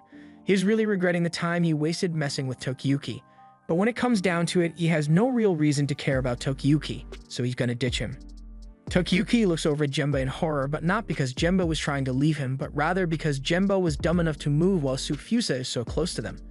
Almost immediately, Tsukfusa locates Genba and attempts to behead him on the spot, but at the last second, Tokiyuki jumps in and saves him from certain death. In the process, Tokiyuki gets slashed and Tsukfusa gets the blade stuck in a tree, and luckily, that means Tokiyuki wasn't badly cut by the sword. However, he and Genba only have a couple of seconds before Tsukfusa catches back up to them. Tokiyuki tells Genba to get moving, but as they are running, Genba can't figure out why Tokiyuki would risk himself to save Genba, especially after Genba tried to abandon him. Tokiyuki responds that he doubted Genba earlier for no reason, and he can't apologize properly for that if Genba dies. He knows his mental fortitude is low, and he may end up doubting Genba again, but he wants to make it clear that he will never betray Genba. He likes learning the art of escape from Genba, and with his help he is able to evade strong demons like never before, so he can't help but get excited. So if Genba ever feels cornered or feels like betrayal is the only option, Tokiyuki wants Genba to escape together with him. Tokiyuki has been betrayed by countless people, yet he has never betrayed anyone himself. So in an era when deception and betrayal are commonplace, he could be seen as the most devoted general. At the same time, Sadamun has begun chasing after the little thieves, but his immaculate vision is of no use to him out in the dark like this. Luckily, Tsukfusa is here to help, even if he is making this a little weird. At the same time, Genba and Tokiyuki emerge from some bushes, and Genba says he had hidden horses at the edge of the woods in preparation for their escape. But unfortunately, with all the blood Tokiyuki is losing, he won't be able to go on for much longer. Just then, an arrow comes flying out of nowhere straight at Tokiyuki, and while Tokiyuki manages to evade it, the arrow splits a nearby tree in half. Genba is shocked by the power of the shot, and Tokiyuki immediately recognizes the power as Sadamun's. Genba can't believe it since Sadamun shouldn't be able to see them well enough to fire such a precise shot at them, and it's still going to take a while before they reach the horses to escape. Tokiyuki is in no condition to run right now, and Genba can't escape Sadamun's arrows while carrying Tokiyuki, so he has to make a very difficult decision. He could have ignored it if it were anybody else, but Tokiyuki has proven that he is someone who is worth serving, so Genba is going to do everything in his power to defend Tokiyuki. Tsukfusa has been guiding Sadamun's arrows so he can aim in the dark, and just when they were about to target the wounded Tokiyuki, Genba comes out of hiding and gets their attention. Tsukfusa recognizes Genba's mask, so he informs Sadamun that the thief in front of them must be Kazama Genba, the son of a former retainer who was exiled for his deceptive techniques, and now, after his father's death, Genba has turned to thievery. Sadamun recalls that the Kazama family was under Suwa's territory, so he assumes Suwa must have asked Genba to come here and steal his imperial command. Genba pretends that he has no idea what Sadamun is talking about and says he just came here because he felt like messing with Sadamun. Sadamun is about to take a shot at him, but Genba kicks the tree, causing a flock of birds to fly off in all different directions. The noise overwhelms Tsukfusa's sense of hearing, and while Genba may not know much about using deadly force, he is well versed in the art of misdirection, so confusing a couple of soldiers like these two is child's play for him. Genba begins bouncing around the forest floor and taunting Sadamun, but Sadamun is not amused and proceeds to fire a shot straight into Genba's face. However, it turns out to have all been an illusion as Genba is still alive and transforms himself into Tsukfusa for some additional confusion points. With Sadamun distracted, Genba then uses a rope blade to cut Sadamun's bowstring, and afterwards he pulls Sadamun and Tsukfusa off their horse and to the ground. Sadamun calls Genba unfair for using such cheap tricks, but Genba is proud of his skills and he's not going to let some old man tell him otherwise. Also, regarding the Imperial command Sadamun has, Genba clarifies that he really didn't steal it, but as Sadamun looks into the distance, he sees a pillar of smoke rising from the spot where his storage shed should be, and he is horrified. The shed along with all the documents inside have been engulfed in flames, and before Sadamun can regain his composure, Genba disappears into the night. Tsukfusa is still in shock and asks Sadamun if the Imperial command was really still in the shed, but they have no way of knowing for now. so Sadamune suggests that they capture the wounded thief and torture him until he confesses about who the ringleader is. Just then, Sufusa hears the sound of horses nearby, so he realizes that the accomplices have come back to rescue the injured thief. Sadamune doesn't want to let them escape, so he gets his bow and attempts to fire an arrow at Gemba, but his string is still cut, so there's nothing he can do as Tokiyuki and the others make their escape. Gemba catches up with Kojiro and Ayako, but they complain about how badly hurt Tokiyuki is, but Tokiyuki says it's alright since it's all thanks to Gemba that they managed to escape. Plus, the whole mission was really fun, so Tokiyuki hopes he and Gemba can do something like this again sometime. Gemba thinks back to his father's dying words, and he was told that he may one day find a lord whom he wishes to serve even if it doesn't earn him money. However, he should still take the money, no matter what, so Gemba agrees to become Tokiyuki's retainer, but he will only do it in exchange for a province, so if Tokiyuki ends up not being able to pay him back for any reason, Gemba is going to hunt down all his future children. Although Tokiyuki misunderstands the threat as Gemba offers to play tag with Tokiyuki's future kids. Now that they have successfully destroyed the Imperial Command, the people of Suwa's territory can now refuse to hand it over since Sadamune's men have no way of proving that it's actually an order from the Emperor. Sadamune is pissed that the Suwa residents are refusing to give up their land, but he believes their opposition will only be temporary because he can always just go get another Imperial command from the Emperor by next month. Except no, he actually can't. A messenger comes running up to him with bad news regarding the Imperial command issuing. The line of people seeking rewards for their involvement in the Kamakura raid is unreasonably long, and to make matters worse, many of the people in the line are straight up lying about their achievements, so the Emperor has to spend a lot of time figuring out who really did what. He's really annoyed by it, so he declared that no more land will be redistributed for at least a few years, so everything is going to stay exactly as it is now, including Suwa's territory. Sadamune throws a fit over losing the chance to seize Suwa's land, but while he is crying out in anger, Suwa's people is cheering in celebration of their victory. Their plan really paid off in the end, and Suwa is grateful to Tokiyuki, since they would never have gotten their land back if they handed it over to Sadamune, and he's also glad Tokiyuki managed to convince Genba to become his retainer because he is sure Genba will be very dependable. Kojiro is also relieved now that he knows for sure that Genba is on their side, although he can be a little vulgar at times. But with his skills, Genba might even be able to sneak into Takaji's home at night and slit his throat. Unfortunately, Suwa tells them that it would be impossible to assassinate Takaji because he is someone that even Suwa cannot predict.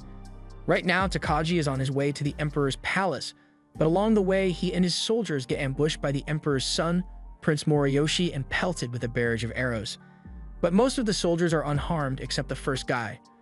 Takaji congratulates Moriyoshi for being appointed the new shogun, but he asks Moriyoshi why he is attacking him when they are on the same side. Moriyoshi says he is doing this because he knows Takaji will betray the Emperor one day, so he's going to cut him down before that happens.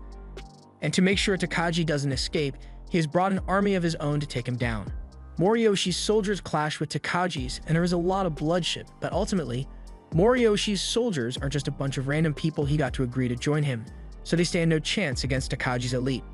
Takaji's retainers want to step in to end things quickly, but Takaji says the prince is after him, so he will handle this personally. As soon as Takaji raises his sword, heads begin flying all over the place. Moriyoshi can't believe what he's seeing, but even after witnessing the true power of Takaji, Moriyoshi's men still don't give up and continue to charge at him. However, the second they get close to him, they begin losing their heads to Takaji's sword, and he makes it look so effortless. Moriyoshi is more sure than ever that Takaji is a monster who should not be allowed to walk the earth, so he tries to take him on, but he is totally outmatched by Takaji. Takaji then turns around and kneels before Moriyoshi, pleading for Moriyoshi to have some trust in him. But Moriyoshi isn't believing a single word out of his mouth for a second. He knows he would never be able to win against Takaji alone, but luckily he is not alone, or at least that's what he thought, because when people finally arrive and see the streets soaked with blood, all they care about is getting the chance to talk to Takaji. They completely ignore him despite the fact that he is the prince, and before he knows it, Takaji is being led into the Emperor's palace. Moriyoshi begs the Emperor not to let him in because he can tell that there's something inhuman about Takaji. But no one listens to him because they are all too entranced by Takaji's charisma. Suwa tells Tokiyuki all about this incident, and Tokiyuki can hardly believe that Takaji did all that. He cannot be assassinated because of his unnatural level of skill, and his otherworldly charm makes him a favorite of everyone he goes near. That combination puts him at the top of the world, and Tokiyuki is unsure if he is capable of fighting a man like that. Just then, Ayako comes running in and desperately asks Tokiyuki to come and help her get Jemba to settle down. He has too many drinks, and now he's bouncing all over the room, touching the shrine maidens, and he's not wearing any pants either. He has to go help knock some sense into Jemba, but before he goes, he turns to Suwa and thanks him for all the help he has offered. Because of him, Tokiyuki now knows how he can fight, and he has gathered strong friends to help him as well. So no matter how strong Takagi is, Tokiyuki will keep trying over and over until he defeats him. After that, he turns around so they can go beat up Jemba and will just ignore what they did to him. Half a year has passed since the Hojo family was destroyed and the first new year since Tokiyuki went into hiding in Suwa's domain, so the group decides to spend the time playing hockey on the frozen lake, even though hockey doesn't exist yet. It's pretty peaceful right now, but Suwa is on edge because this is the phase where he can't see into the future. At the same time, Sadamune has just appointed a man named Shoken as his new retainer, and Shoken is an unconventional choice because he was once feared as a demon for his despicable actions. He claims to have changed his ways and now wants to be a law-abiding and loyal servant to Sadamune due to his growing power. There is no way he will ever do anything illegal again. But if Sadamune is asking him to steal Suwa's land, Shoken is more than happy to oblige, because there is nothing he loves more than stealing things from others. Shoken has left. Sufusa asks Sadamune if it was really alright to hire someone like Shoken. And while normally Sadamune would never choose a man like Shoken, he needs more strong men in his clan so that what happened with Jemba never happens again. Back in Suwa's domain, his retainers have realized that Sadamune's group are spying on them from the northern borders. And if that wasn't bad enough, the situation on the western border is getting worse as well. While they are having this strategy meeting, Suwa is being awfully quiet because he doesn't want anyone to know that he has temporarily lost his foresight powers. He really hopes nothing serious happens while his powers are gone, but just then Tokiyuki suggests that he and his retainers could go scout the situation at the border. Suwa doesn't like the sound of that, but his subordinates seem to be on board with the idea and praise Tokiyuki for being such a diligent leader. Suwa tries to convince him not to go since he doesn't know what might happen to Tokiyuki, but Tokiyuki says it will probably be fine because no one would think a bunch of children playing is suspicious. It's the perfect plan since Ayako and Kojiro have been on scouting missions before, and the presence of Tokiyuki will put the people at ease. They urge Suwa to agree and send Tokiyuki's group on the scouting mission. Suwa tries making up an excuse by saying Tokiyuki's bloodline would end if he got attacked by bandits along the way, but Kojiro says that he and Ayako are more than capable of handling a few bandits. Suwa then tries expressing concern that Tokiyuki might get lost in the forest, but Tokiyuki has already been here for 6 months, so he's sure he won't get lost. Suwa is running out of excuses to make. He even says he is worried Tokiyuki might remember something really embarrassing out there and decide to jump off a cliff, but the others think that's ridiculous. Tokiyuki can tell something is wrong with him since Suwa is usually really calm when Tokiyuki is sent on a life-threatening mission, but Suwa doesn't want to explain why he is so worried, so Kojiro and the others get impatient and decides to head out with Tokiyuki.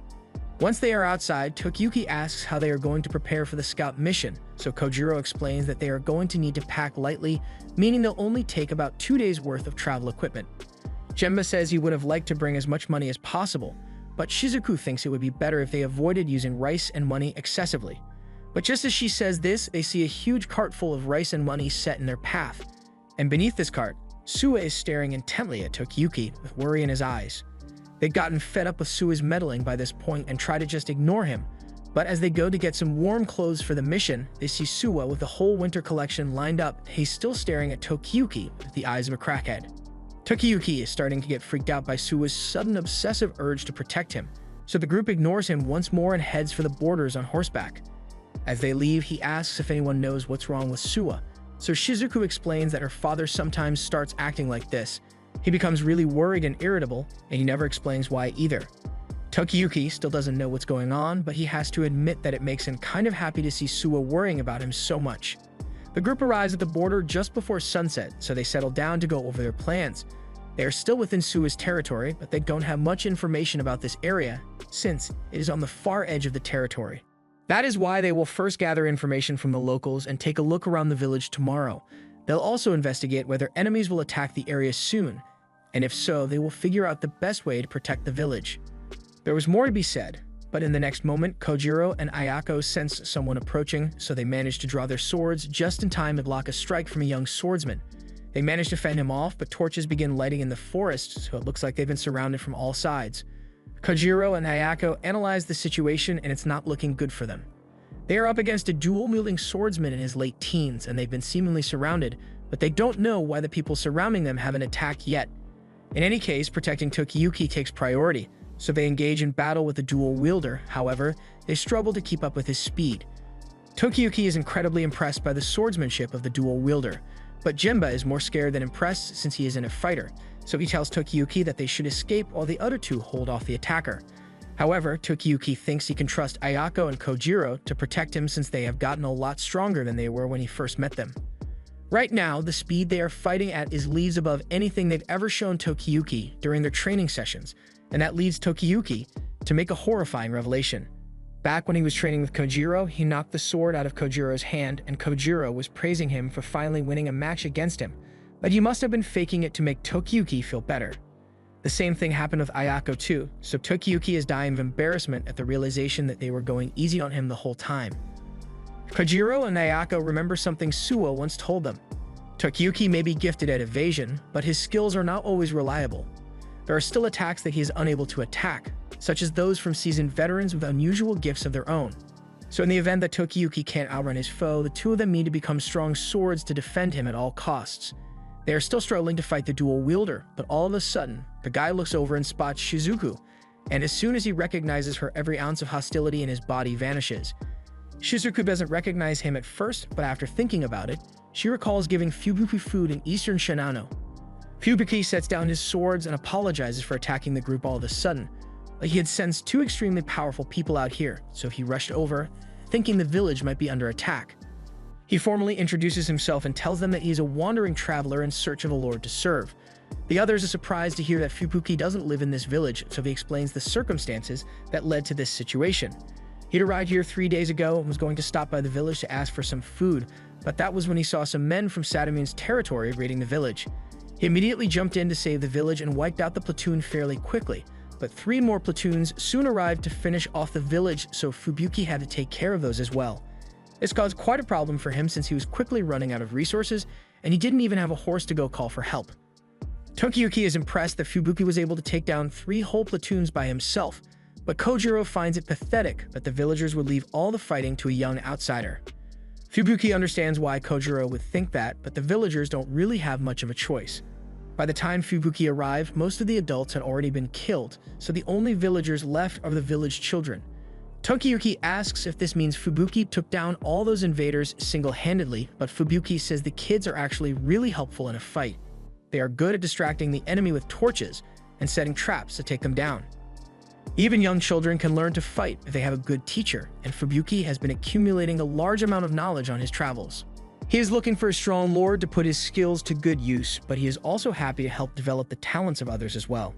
Ideally, he would want to find a lord who still has a lot to learn, but what are the odds of someone like that being nearby? Fubuki leads them into town. Tokiyuki is horrified by the sight of all the dead bodies of the adults, but there's nothing he can do to help the dead, so he focuses on saving the children that are still alive. Inside, they hold a strategic meeting where Fubuki tells Tokiyuki's group that this village is the most important stronghold in Suwa's territory. It's just that no one has realized it yet. The village has a small population, so it is easy to overwhelm right now. But if it had 100 guards, it would quickly turn into an invincible fort. If Sadamune were able to take it over, he would have a great advantage and could possibly perform a 2-front attack on Suwa's manor to cause the most damage. It is one of the strategies in the arts of war, and if this were to happen, Suwa would be guaranteed to lose a large portion of his land. It seems that the person in charge of commanding Sadamune's army understands this art of war. Fubuki intended to communicate the military value of this village to Suwa's forces so he could get a huge reward for his help, but that didn't work out since he has no way to get the information out there while also defending the village. On an unrelated note, Fubuki has been eating way too much this entire time. He ate through the village's entire food supply in 3 days, and he still has a massive appetite. Fubuki says it might be because of the cold, but no matter how much he eats, he can't seem to warm up at all. And this makes Shizuku remember something from the time she met Fubuki.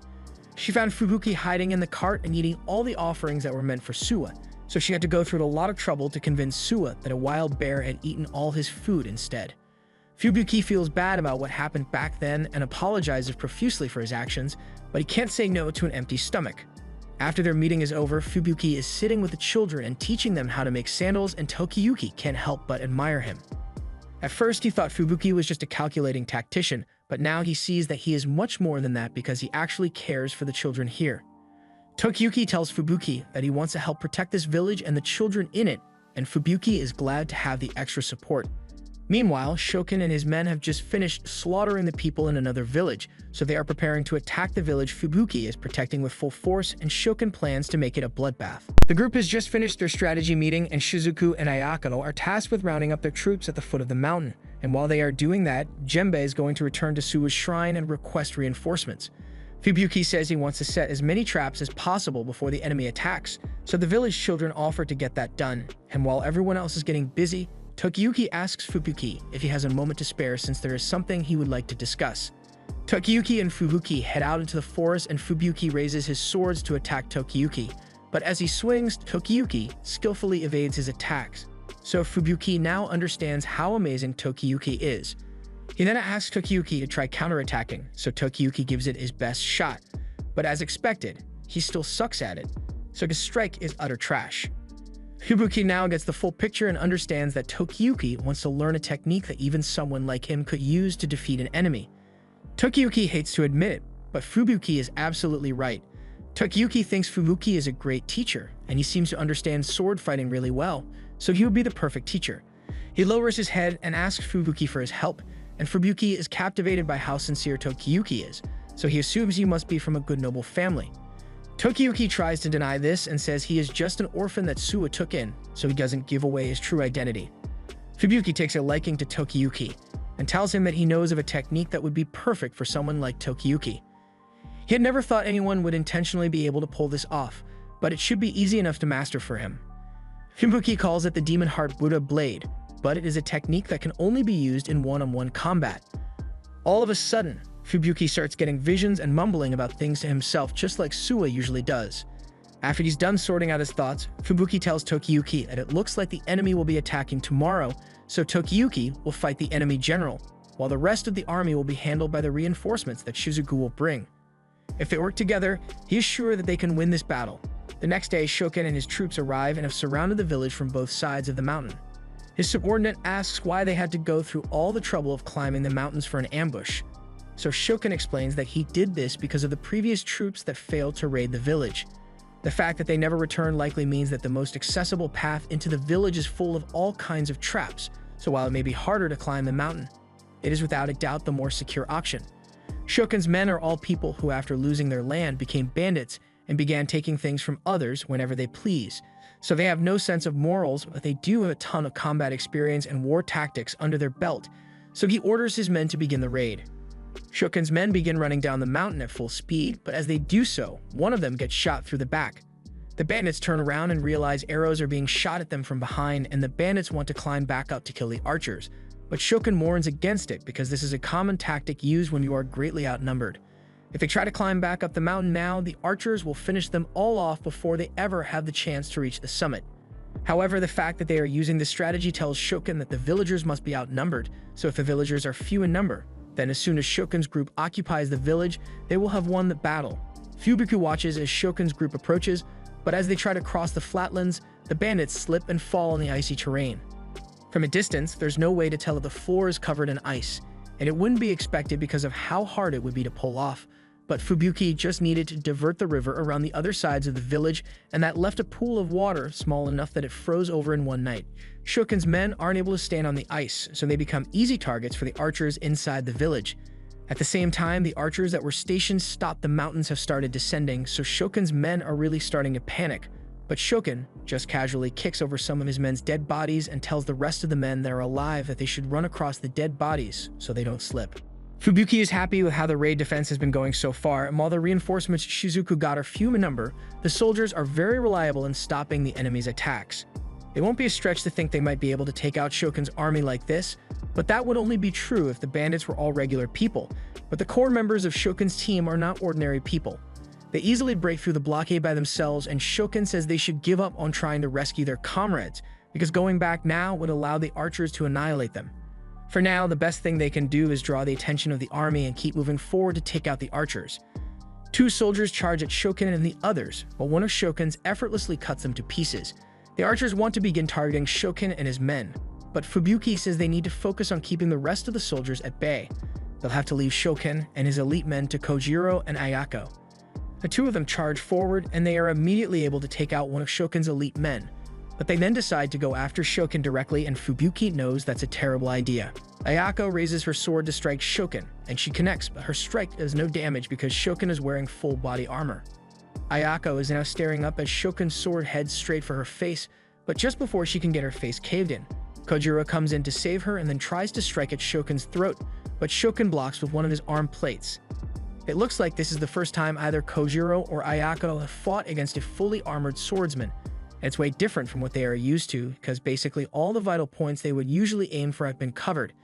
The only viable weak points would be the gaps in the armor. Actually landing a hit like that is far easier said than done. Shokin has grown bored of this fight and tells the two of them that there's no need for all this violence. He assures them that he doesn't like killing children, so they have nothing to worry about. Although he still plans to remove their teeth, cut out their tongue, and sell them off as slaves. But at least he won't kill them.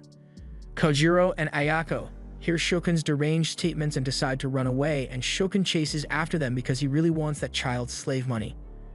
Fubuki had told them that they should run away once they've gotten a sense of Shokin's strength, and if they think they can outsmart him, then they should try to lure him into the house they set up.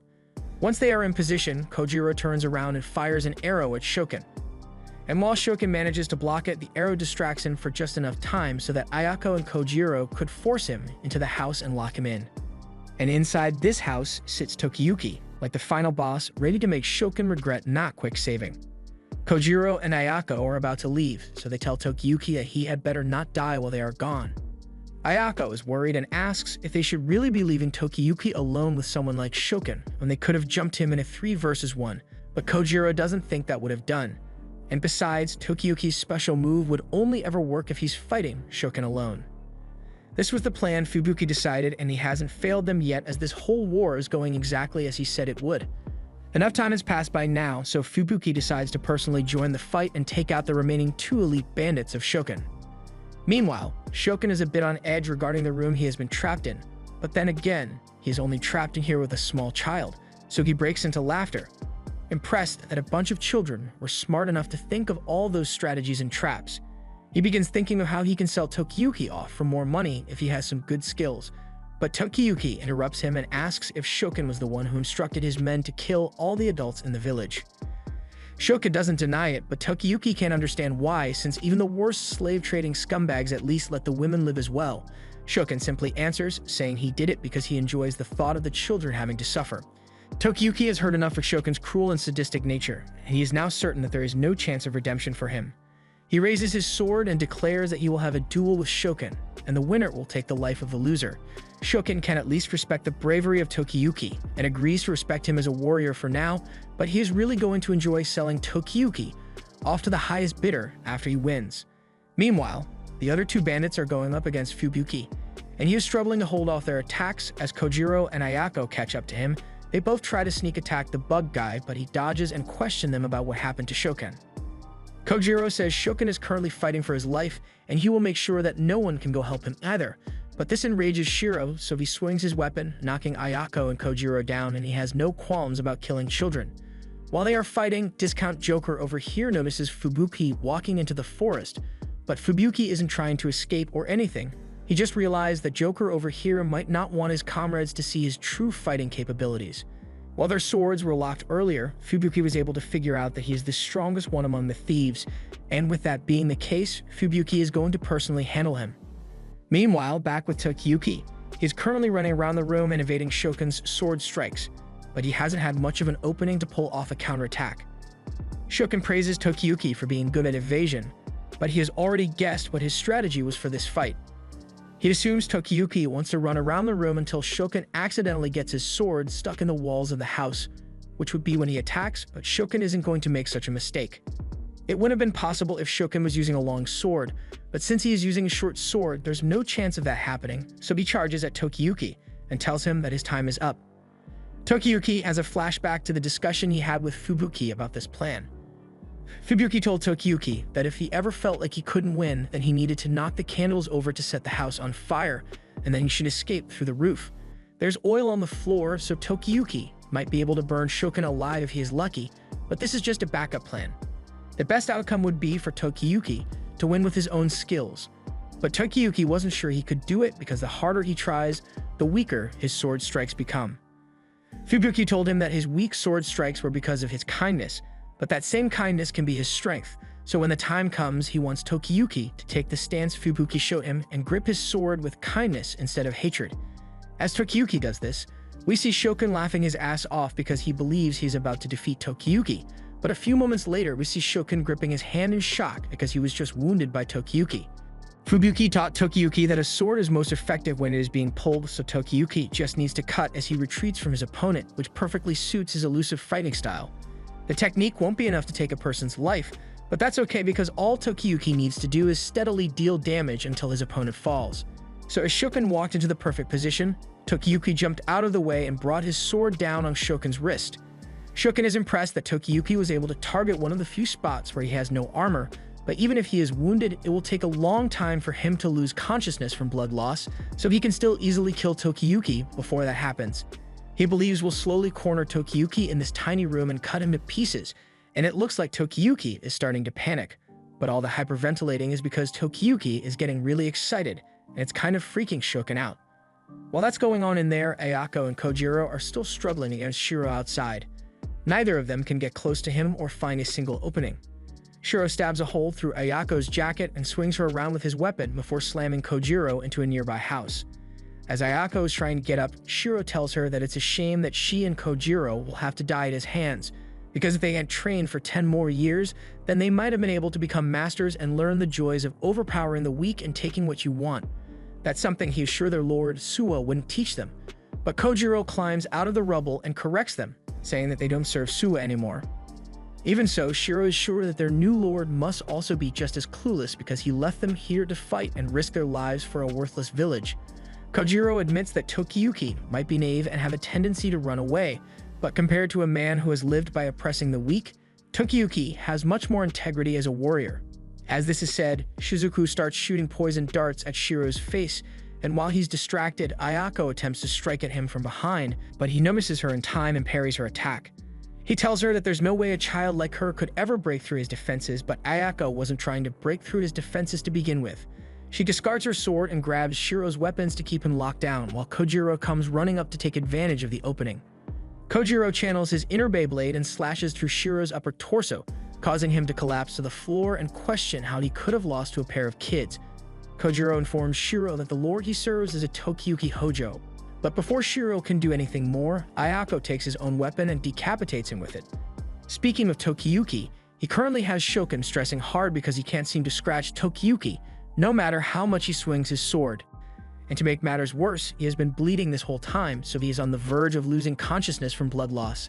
He desperately tries to strike Tokiyuki again, but not only does Tokiyuki evade the slash, but he also evades the harmless blood droplets that come from Shokin's wrist. And he's not even taking this seriously, he's just having fun. While Tokiyuki watches Shokin bleed out, Fubuki is fighting against Discount Joker and he's being pushed back by his quick and repeated slashes. It's hard to come by someone as skilled as Joker, so Fubuki knows Joker must have had an instructor and asks who the instructor was. Joker says he has no reason to reveal that information because he learned a long time ago that it is always better to hide your strength within an organization unless you want to be taken advantage of. Which is why the only time he will use his strength is when he needs to silence someone, or the day he inevitably betrays Shokin to take over his group. So since Fubuki now knows of his strength, Joker's going to have to kill him with his hidden technique, or at least he can try to because Fubuki has seen right through Joker's attack. By hiding his movements, it would become impossible to know what attack is coming next in order to attack, but Joker's mastery of the technique is half-hearted at best, so Fubuki is easily able to stop it and delivers a groin kick that has Joker gasping for air. Joker tries to strike Fubuki again, but Fubuki catches his sword and he was hoping he would get to see something interesting from Joker, but now that he knows this is all Joker amounts to, he is disappointed and kicks Joker away. Whenever Fubuki finds a hidden treasure that's interesting, he feels rejuvenated and he finds himself being most intrigued by Tokiyuki, so he would love to find out what mysteries Tokiyuki keeping hidden. By now, he had almost forgotten about Joker entirely, so as Joker tries to attack him from behind, Fubuki decides to finish him off for good and slits his throat. Now that Joker is dead, Fubuki wonders how Tokiyuki's fight with Shokin is going, and it may be all the blood loss, but Shokin is starting to see several Tokiyukis at once. He's starting to realize that he is going to die here because there's no hope of him killing Tokiyuki before he runs out of blood, and he's already starting to lose consciousness. On the verge of death, he has a flashback to his youth when he confronted his father about the territory he was supposed to receive. His father told him in no uncertain terms that the land he was supposed to receive was given to his older brother instead, so he should just get over it. Understandably, Shokin was devastated because he had spent his whole life training in martial arts and studying the art of war so that he could one day defend his territory, but now he was being denied what was rightfully his. If he wanted to have a place of his own, then he had no choice but to take it back by force, leading to countless casualties and leading him down a dark path. At one point, he started to derive pleasure from stealing from others, and he would sell children into slavery just so he could get some satisfaction from making their lives worse than his. All of his crimes led him to be hunted down no matter where he went, so he desperately yearned for the light that would grant him freedom from his hellish life. Just then, he begins seeing that light, and it's the benevolent smile of Tokiyuki. Someone who can smile so genuinely while trapped in a death battle can't possibly be human, so he assumes Tokiyuki must be a god and begins praying to him before eventually collapsing from all the blood loss and meeting his end. The others soon come to check on Tokiyuki, and they are both glad to see that he is alright and impressed that he actually managed to defeat Shokin when none of them stood a chance against him. Tokiyuki says it's all thanks to the technique that Fubuki taught him, and the others agree that they never realized that simply cutting into your opponent's forearm and running away until they bleed out could be so effective, so they are truly impressed by Tokiyuki's cowardly swordsmanship, but Tokiyuki doesn't want to call it that. Regardless of what they call the technique, now that Shokin is dead, his soldiers are bound to lose morale and eventually run away once they find out, but it looks like something unexpected is happening outside. Sadamune has shown with reinforcements for Shokin's army, and the second he spots Tokiyuki, he fires an arrow at him because he's still holding a grudge from the game he lost. The others can't believe Sadamune is shamelessly attacking them again, but he justifies it by saying you gotta do what you gotta do. While Sadamune and the others are arguing, Fubuki thinks about the situation, and with their allies busy fighting the rest of Shokin's forces already, there's no way they will be able to win this battle now that Sadamune has arrived with his troops. He begins contemplating the option of retreating toward the south in order to avoid a total massacre, but to his horror, he looks back and sees a ton of troops approaching from the south as well. However, Shizuku tells Fubuki to calm down as she takes a look because she recognizes that army as Sui's main force. As soon as Sadamune spots Suwa and his army racing towards the village, he turns on the spot and begins running away because he knows he's not prepared to face Suwa's main army. As he is fleeing, he notices the room with blood splatter all over the walls, and he's wondering what poor soul got himself killed in that house. As Sadamune is retreating, Suwa orders his men to chase him up to the border and then finish off any remaining bandits in the area. The only reason Suwa's army was able to make it in time was because Jemba was able to run and inform him of the trouble as fast as he could, although there were a few bouncy distractions along the way. Once Suwa finds Tokiyuki, he runs toward him and hugs him because he is glad that Tokiyuki is safe.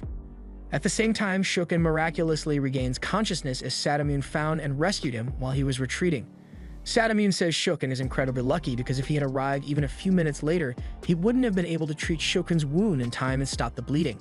Shokin asks why Sadamune came here because he never requested for backup, so Sadamune explains that his men reported that Shokin was wasting a lot of time for something that was meant to be a massacre, and he knew Suwa would notice it soon enough and retaliate. Also, Sadamune is really angry that Shokin went and killed all the villagers, because that was never part of the plan, and Shokin is willing to accept any punishment that Sadamune sees fit.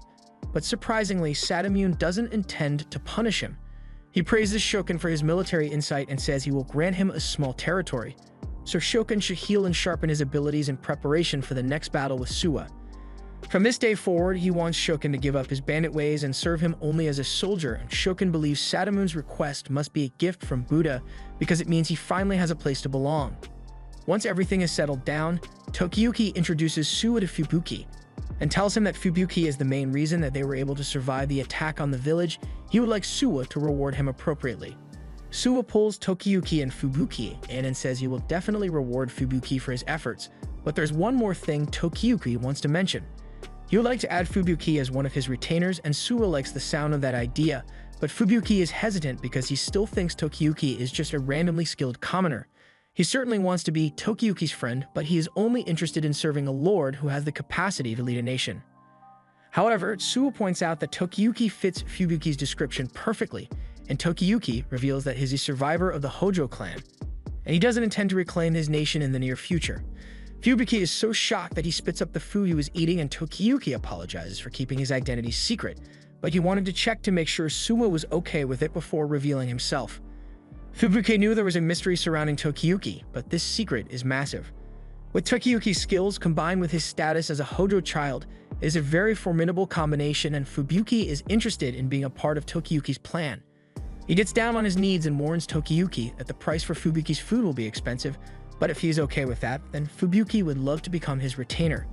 Tokiyuki is happy to have Fubuki join his side, and Fubuki vows to bring out every last drop of potential that Tokiyuki possesses. A funeral is held for all the men who lost their lives protecting this village, and Tokiyuki feels partially responsible for their deaths because he was the one who decided to fight. Just then, Suwa calls him over because he wants to have a conversation with him.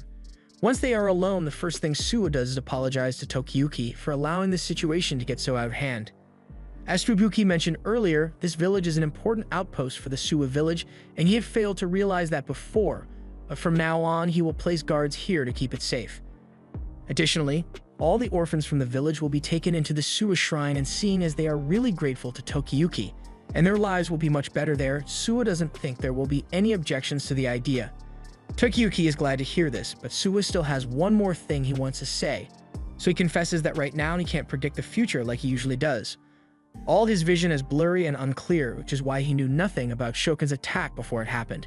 He asks Tokiyuki to keep it a secret though, since his powers only work if people have faith in God, so he can't allow uncertainty to brew amongst the people who rely on him for their safety. On another note, Suwa would like Tokiyuki's help so he can restore his powers, and the first thing he asks for is some eel. Tokiyuki goes over to Ayako and Kojiro to ask them to catch some eels for him, but he can't explain why he wants them since he has to keep Suwa's condition a secret. He brings the eels to Suwa and asks if he's sure this is going to restore his powers, but in all honesty, Suwa has no idea. Whenever he loses his powers, he just starts trying random stuff until his powers come back, and eels were the first thing that come to mind. After Suwa is done eating the eel, his powers still hadn't returned, so Suwa sends Tokiyuki on several more errands, which include getting a shrine maiden's uniform for some reason. He was getting disapproving glares, so he tried to justify it by saying he's just been interested in fashion lately, but no one's buying that excuse. It also doesn't help that all of his retainers followed him and saw him building a shrine maiden doll in the middle of the woods, so they've all come to the conclusion that Tokiyuki is up to some degenerate shit out here. Upon realizing what his retainers think of him now, Tokiyuki slowly dies inside and then immediately marches back to Suwa and tells him that he needs to go explain things to everyone because he refuses to be labeled a degenerate because of all the stuff Suwa is asking him to do. He doesn't care if people find out about Suwa's secret anymore, but Suwa pleads with Tokiyuki to bear with him a little longer because there's one more thing he wants to try. He explains that 4 kilometers from here, there's a place called Mount Morio where their sacred beasts of the Suwa territory reside. He is sure his powers will return instantly if he drinks some of the water from that place, but if it was that simple all along. He asks why Suwa was having him do all those random things, and the simple answer is that Suwa was just messing with him. Tokiyuki eventually does go to Mount Moria to fetch the water for Suwa, but he's getting fed up with all the things Suwa has put him through. In the first place, he can't say for certain that Suwa's holy powers even exist because all the things he has done up till now could have just been really lucky coincidences. However, as he says this, he hears a bell sound nearby and starts seeing a bunch of glimmering lights. He follows the light until he is led to a nearby lake where he sees Shizuku dancing. And once she finally notices him, she smiles and asks what brings him all the way out here. Tokiyuki explains that he came here to fetch some water, but right now he's a lot more curious about what Shizuku is doing here. Shizuku explains that she is praying for the protection of the Suwa clan with them, but Tokiyuki doesn't know who she's referring to when she says them. Shizuku understands his confusion, so she casually walks across the water and says she has something she wants to show him. So she needs him to crouch down and close his eyes for a bit. As Tokiyuki does so, Shizuku gives him a little kiss, and once he opens his eyes, he can see all sorts of divine beasts here. Shizuku explains that the divine beasts all live in the Suwa territory, although they usually don't interfere, but if Shizuku prays with them, they'll protect everyone. Tokiyuki can't believe what he just witnessed, as he never truly thought spirits were real, but he has just received undeniable proof of their existence, and additionally, he realizes that he doesn't know much about Shizuku. While Tokiyuki was having his spiritual enlightenment, Takagi is busy creating and drawing a Buddha in his dimly lit room. He is greatly pleased with how it turned out, but right now, he has more pressing matters to attend to, like meeting with his brother to discuss the future of their nation. Takagi runs out to meet Tadayoshi, who had just arrived from the imperial court, and he wastes no time in telling him what he's thinking. He says Tadayoshi should head towards Kamakura and strengthen their defenses there since he has a feeling that a Hodo survivor is going to stage a revolt there soon. He has no evidence of this though, so Tadayoshi asks if this information is a result of Takagi's intuition, and if it is, that's good enough for him since Takagi's intuition is almost never wrong. Ever since they were little, Takagi has had a supernatural sense for things and can accurately guess what's going to happen most of the time, but even so, he tells Tadayoshi that his brain is just as valuable as any intuition. Just then, Takagi remembers his painting, so he calls Tadayoshi over so he can show it to him, but Tadayoshi becomes nervous as soon as Takagi mentions this. He loves his brother, and normally there wouldn't be anything wrong with wanting to show someone a painting of Buddha, but one look sends shivers down Tadayoshi's spine. He can also sense that something incredibly sinister is brewing within him, so he asks Takagi if he can have that painting. Takagi is more than happy to gift it to his brother, and as Takagi leaves, Tadayoshi orders one of the servants to burn everything inside the room because he can't let anyone find out that he was the one who did this. At the same time, Tokiyuki has just returned from the mountain with the water, and he has a lot of questions for Suwa about what he saw and what Shizuku truly is. Suwa says Shizuku will tell him about herself sooner or later, but the divine beasts he saw are manifestations of holy power. Holy power only exists in places where human eyes don't reach. For example, in a modern world, there would be no way for Tokiyuki to remain hidden as a fugitive because there would be eyes everywhere, and similarly, in a world where people are able to observe things more closely, holy power will cease to exist. Right now, Suwa is able to create ice structures with the way to a hand, but eventually people will surely find a way to explain it as a natural phenomenon. And when that happens, a god like him will no longer be needed. However, that's a reality he will have to deal with on his own. Tokiyuki is still human, so he has to make the most of the time he has with the skills he has been given. That's all well and good, but Tokiyuki still needs Suwa to fix the mess he caused earlier, but rather than explain things to everyone, Suwa just lets them watch while he does some questionable things with the items Tokiyuki gathered. We jump forward to the month of April, when the crops are about to be harvested, and it looks to be a bountiful yield. The good performance is all thanks to the double cropping method that was adopted not long ago, and by law, the second crop isn't taxed by the government, so the people should have plenty to eat. However, back in Shinano, the people are being taxed to high heaven just because. The provincial officially is taking great pleasure in seizing all their crops the farmers work hard on, and even though the man argues that the second crop isn't supposed to be taxed, there's nothing he can do to oppose the provincial official. Sadamune is there as well, and even he thinks this is going a bit too far, so he tells the provincial official that there actually is a law that says the second crop shouldn't be taxed. However, the provincial official tells Sadamune that the law was made by Kamakura's former shogunate, so until the emperor personally endorses that law, he's going to keep doing whatever he wants.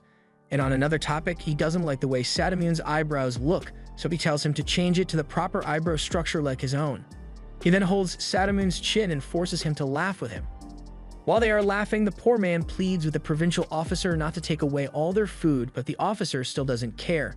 So he orders Sadamune to kill a couple of the village people as an example so no one will bother him anymore. Sadamune doesn't exactly agree with it, but the officer is his boss, so he cuts the man down right where he stands, and the officer is greatly pleased. A while later, Suwa calls a meeting with Tokiyuki and informs him that a man named Hoshina, who is a part of the Suwa sect, has recently raised an army in order to fight against the oppressive provincial officer. However, given the difference in numbers, a battle in this case would no doubt lead to a massacre. Suwa cannot send reinforcement to go help him since sending troops so deep into enemy territory would most certainly cause a war, so he asks Tokiyuki and his team to go there instead and convince Hoshina not to go through with the fight, as well as help them escape. Kojiro finds it surprising that Suwa is willing to send Tokiyuki out on such a dangerous mission when he was panicking so much last time, so Tokiyuki tries to explain that it was because Suwa lost his future vision at the time, but Suwa already let himself get spanked by a doll to keep that secret, so he's not letting anyone find out about it. He tells Kojiro that he can foresee a future where Tokiyuki returns safely, but what he can't see is how many of Hoshina's men will die. He would like to save as many of them as possible since they are all valuable members of the Suwa sect, and Hoshina himself is a capable man with a great sense of duty, so it would be a waste for him to die in such a small battle. And besides, this is a good opportunity for Tokiyuki to improve his skills, because so far he has only been running away alone. But for him to truly become an elusive general, he has to be able to run away with others. Tokiyuki, Fubuki, Kojiro, and Gemba all head out on their journey, and the girls aren't with them because Suwa foresaw that something would go wrong if they came. They are only 2 days away from arriving, so Tokiyuki wants to discuss everyone's roles one last time. Fubuki is in charge of strategy, while Genbo will make himself useful when it comes time to help the people escape the land. And Kojiro is free to do whatever he sees fit because he is going to be acting as a general, so he doesn't need to spend all his time protecting Tokiyuki. By the time they arrive at the Kawanak territory, they can tell that Hoshina has already made preparations for war. He likely plans to use the river as protection and defend his territory until the end, but with such a small number of troops, he will inevitably be overwhelmed and the territory will be taken over. They head down to the camp so they can talk to Hoshina and get him to call off the battle. And as they arrive at the front gate, the guard there seems really friendly, so they think this might not be as bad as they had initially thought. However, once they actually meet Hoshina and his men, they look completely different. Hoshina asks if they come with reinforcements to help with the battle, but Tokiyuki tells him that there are no reinforcements, so with great conviction, Hoshina says he is just going to have to die then. Even if they know they can't win, Hoshina and his men want to sacrifice their lives protecting this place so they can die with honor, and Tokiyuki has no idea how he is supposed to convince them to change their minds. Kojiro tries to push him to try anyway, but there's no way anything he says will work since the men have already started planning out the coolest ways to die in battle. Fubuki believes the provincial officer must have severely hurt the pride of these men for them to be so ready to die, although the smiling guy just seems like he's having a good time. Just then, a man approaches Tokiyuki and the group to ask if they are really messengers from Suwa, so Tokiyuki shows him the letter that Suwa gave him to prove it. Shinomiya is satisfied with the proof and is convinced that Suwa indeed wants them to withdraw from any battles, and Tokiyuki is glad that someone finally understands him. Shinomiya believes the best course of action would be for Hoshina and his men to give up on going south and head up north, where he could form a stronger line of defense with Shinomiya's group, but looking at him now, there's no way he would ever agree to that. Shinomiya understands that Hoshina wants to protect this land, but ever since he was a kid, he had a tendency to go berserk whenever he got worked up, so things ended up like this. He's a great dude and can get things done when he's calm, so if Tokiyuki can think of a way to stop him from running out to his death, Shinomiya is willing to provide his full support. But just then, Hoshina runs up to Tokiyuki and tells him to inform Suwa that he died an honorable death in battle fighting under the name of the Suwa sect. Tokiyuki asks if the others have any advice to give on convincing Hoshina, but the only option they really have is to let them fight and spill some blood until they are satisfied. But with the difference in the numbers of the soldiers, a single day's delay might lead to Hoshina's men getting wiped out. Regardless, they can only hold out and hope Hoshina is tired enough by morning that he agrees to give up and run away, so they need to make preparations in advance. Meanwhile, on the other side of the river, the provincial officer is elated at the chance to massacre a bunch of people because he rarely gets to do this as an officer, and Ichikawa is here with him as a guard, solely because Sadamium didn't want to have to deal with the provincial officer's zesty antics anymore. The provincial officer orders his general, Yanmaru, to begin the attack, and at his command, the army begins firing arrows at Hoshina's men. The arrow rain has them pinned down, and the officer intends to whittle down Hoshina's forces, but soon after they begin the barrage, the river gets covered in a thick layer of smoke, so they can't aim at Hoshina's men anymore. The provincial soldiers look over to their right and see Genba making a fire and causing all this smoke. So they try to stop him, but when they get there, he has already climbed into a tree and set it on fire. The officer is getting annoyed with all the delays in the attack, so he tells his men to just cross the river and attack if they can't aim anymore. The men do as they are told, but this was all according to Fubuki's plan as he signals for some soldiers to release the water in the dam, and as they do so, the water in the river becomes far more turbulent and drowns several of the provincial soldiers. The ones that do manage to make it across the river are exhausted, so Hoshina orders his men to begin attacking. With this method, Fubuki thinks they can hold out for today, but even as things are, the provincial army's numbers are still far too great, so he wonders if they can actually last till sundown. The soldiers were on the brink of getting overwhelmed, but at the last second, Kojiro swooped in and began taking out a bunch of the provincial soldiers in order to thin out their numbers. Tokiyuki is proud of how hard Kojiro is fighting, and he thinks Hoshina might reconsider his stance once he sees Kojiro put in so much work.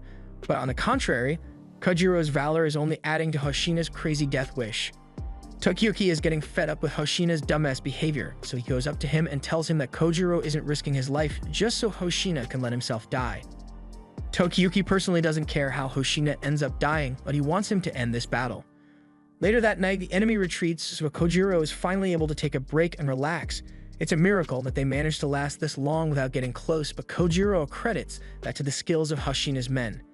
They may be looking to die, but when it comes to swordsmanship, they are standing on business.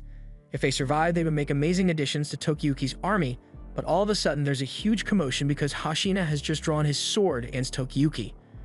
Hashina is pissed that Tokiyuki said he doesn't care how he dies because he believes it is the highest honor for a samurai to die in battle. He says he wouldn't expect a child to understand, but he is sure that a samurai who chooses a perfect death will be remembered for generations to come. Hashina is clearly drunk and Tokiyuki is fed up with listening to his yapping, so he grabs a bottle of alcohol and splashes it on Hoshina. Hoshina is so angered that he attacks Tokiyuki, but with Tokiyuki's evasion skills, Hashina's got no chance of actually hitting him. While Hoshina continues to strike at him, Tokiyuki lectures him about how selfish it is to throw your life away in the name of an honorable death. In a couple of years, no one is going to care about how honorably you died, and all that will be left behind are a bunch of powerless children at the mercy of the enemy, since all the samurai got themselves killed. And worst of all, they are all really annoying. Being called annoying is what finally gets the soldiers to calm down, but Tokiyuki isn't looking so good anymore. He apparently got drunk off the alcohol fumes, so he walks over to Hoshina and decides to punish him by butt-smacking his face repeatedly. Hoshina pleads with him to stop, and that's when Shinomiya comes up and tells Hoshina that Tokiyuki was sent here to stop the battle, so he wants to know if Hoshina is finally ready to reconsider. Hoshina is willing to listen to anything as long as Tokiyuki stops butt-smacking him, so once they finally pull Tokiyuki away, Shinomiya tells Hoshina that they may have survived for today with some tricks, but they will most certainly get wiped out tomorrow if they fight again, so running away is their only option for survival.